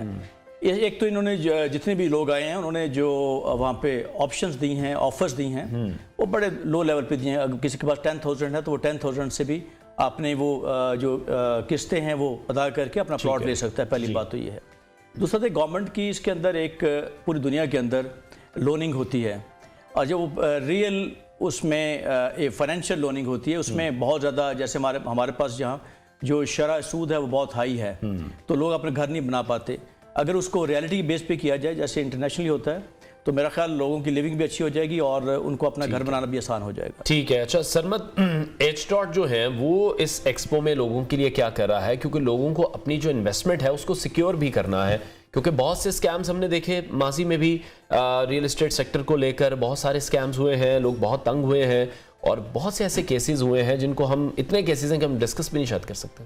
अच्छा, आपने सिक्योरिटी वाली बात की थी, तो H.Dot भी सिक्योरिटी बड़ा बिलीव करता है। तो we are bringing two of the finest projects in Pakistan right now. एक लाहौर स्मार्ट सिटी है, कैपिटल स्मार्ट सिटी है। कैपिटल स्मार्ट सिटी के पीछे एक्सट्रीम क्रेडिबिलिटी है। आपका DHA HRL की डेवलपमेंट है, और HRL ही बेसिकली डेवलपर है लाहौर स्मार्ट सिटी और कैपिटल स्मार्ट सिटी का। और इसमें अब कोई शक नहीं रहा, इतने इस लेवल पे मैसिव लेवल पे डेवलपमेंट और सारा कुछ हो चुका है कि लोगों का एक्सट्रीम ट्रस्ट है इन प्रोजेक्ट्स पे, और ये प्रोजेक्ट्स हम लोग लेके आ रहे हैं। ठीक हो गया। तो डॉक्टर साहब किस तरह से आप डिफाइन करेंगे कि जब एक एक्सपो में लोग आ रहे हैं, उन्हें ऑथेंटिकेटेड वहाँ पर इंफॉर्मेशन मिलेगी, ऑब्वियसली अंडर वन रूफ तमाम इंफॉर्मेशन वहाँ पर होगी। 65 इंडस्ट्रीज रिलेटेड हैं जो इस फील्ड से, वो भी वहाँ पर होंगी। जिस तरह से हम कह रहे हैं कि प्रॉपर्टी एंड लिविंग, तो लोगों को सिर्फ अब प्लॉट बाय नहीं करना, लोगों को घर भी बनाना है, वहाँ पर घर में जो तमाम एक्सेसरीज लगनी है वो भी यूज़ होनी है, तमाम डिटेल्स होंगी। जिसकी इसकी खूबसूरती आज की यही है कि इसके अंदर वो सभी लोग मौजूद हैं जो जिनका सिर्फ कारोबार प्लॉट बेचने से नहीं है या उसको डेवलपमेंट्स के साथ नहीं है, बल्कि कंस्ट्रक्शन के लोग हैं वो भी इसमें शामिल हैं, और जो इंटीरियर के डिज़ाइनर है वो भी इसके अंदर शामिल हैं। तो ये एक बड़ी कंप्लीट एक्सपो है जिसमें आपको A to Z everything you can find in this expo. अच्छा, इसके साथ साथ यहाँ पे देखने वालों को ये भी बताएं जिन्होंने खासकर प्रोग्राम के SSA में ज्वाइन किया है कि इस एक्सपो में आपको बहुत सारे इनामात भी मिल सकते हैं। तो सर क्या कुछ है जो लोग ज्वाइन करेंगे? हो सकता है कोई बाइक पे आए और गाड़ी पे जाए। जी बिल्कुल ऐसा ही है। वहाँ पे 2 गाड़ियाँ हैं, बाइक्स हैं, ठीक है, और बहुत सी इस तरह से जो गिफ्ट हैम्पर्स हैं वो पार्टिसिपेशन करने वालों के लिए मौजूद हैं जी वहाँ पे। ठीक है, बहुत शुक्रिया। डॉक्टर आसिम खान और सरमद हबीब हमारे साथ इन कॉन्वर्सेशन थे। और अगर आप ये चाहते हैं कि आप बाइक पर जाएं और गाड़ी पर वापस आएं तो या प्लॉट लेने का ख्वाब लेकर जा रहे हैं और आपका प्लॉट वहां पर किसी लकी ड्रॉ में निकल आए, तो ये भी यकीनी तौर पर पॉसिबल है। प्रोग्राम का वक्त हो रहा है खत्म, इंशाल्लाह होगी मुलाकात अगले हफ्ते आपसे। Have a good weekend and जुम्मा मुबारक। ख्याल रखिए, अल्लाह हाफिज।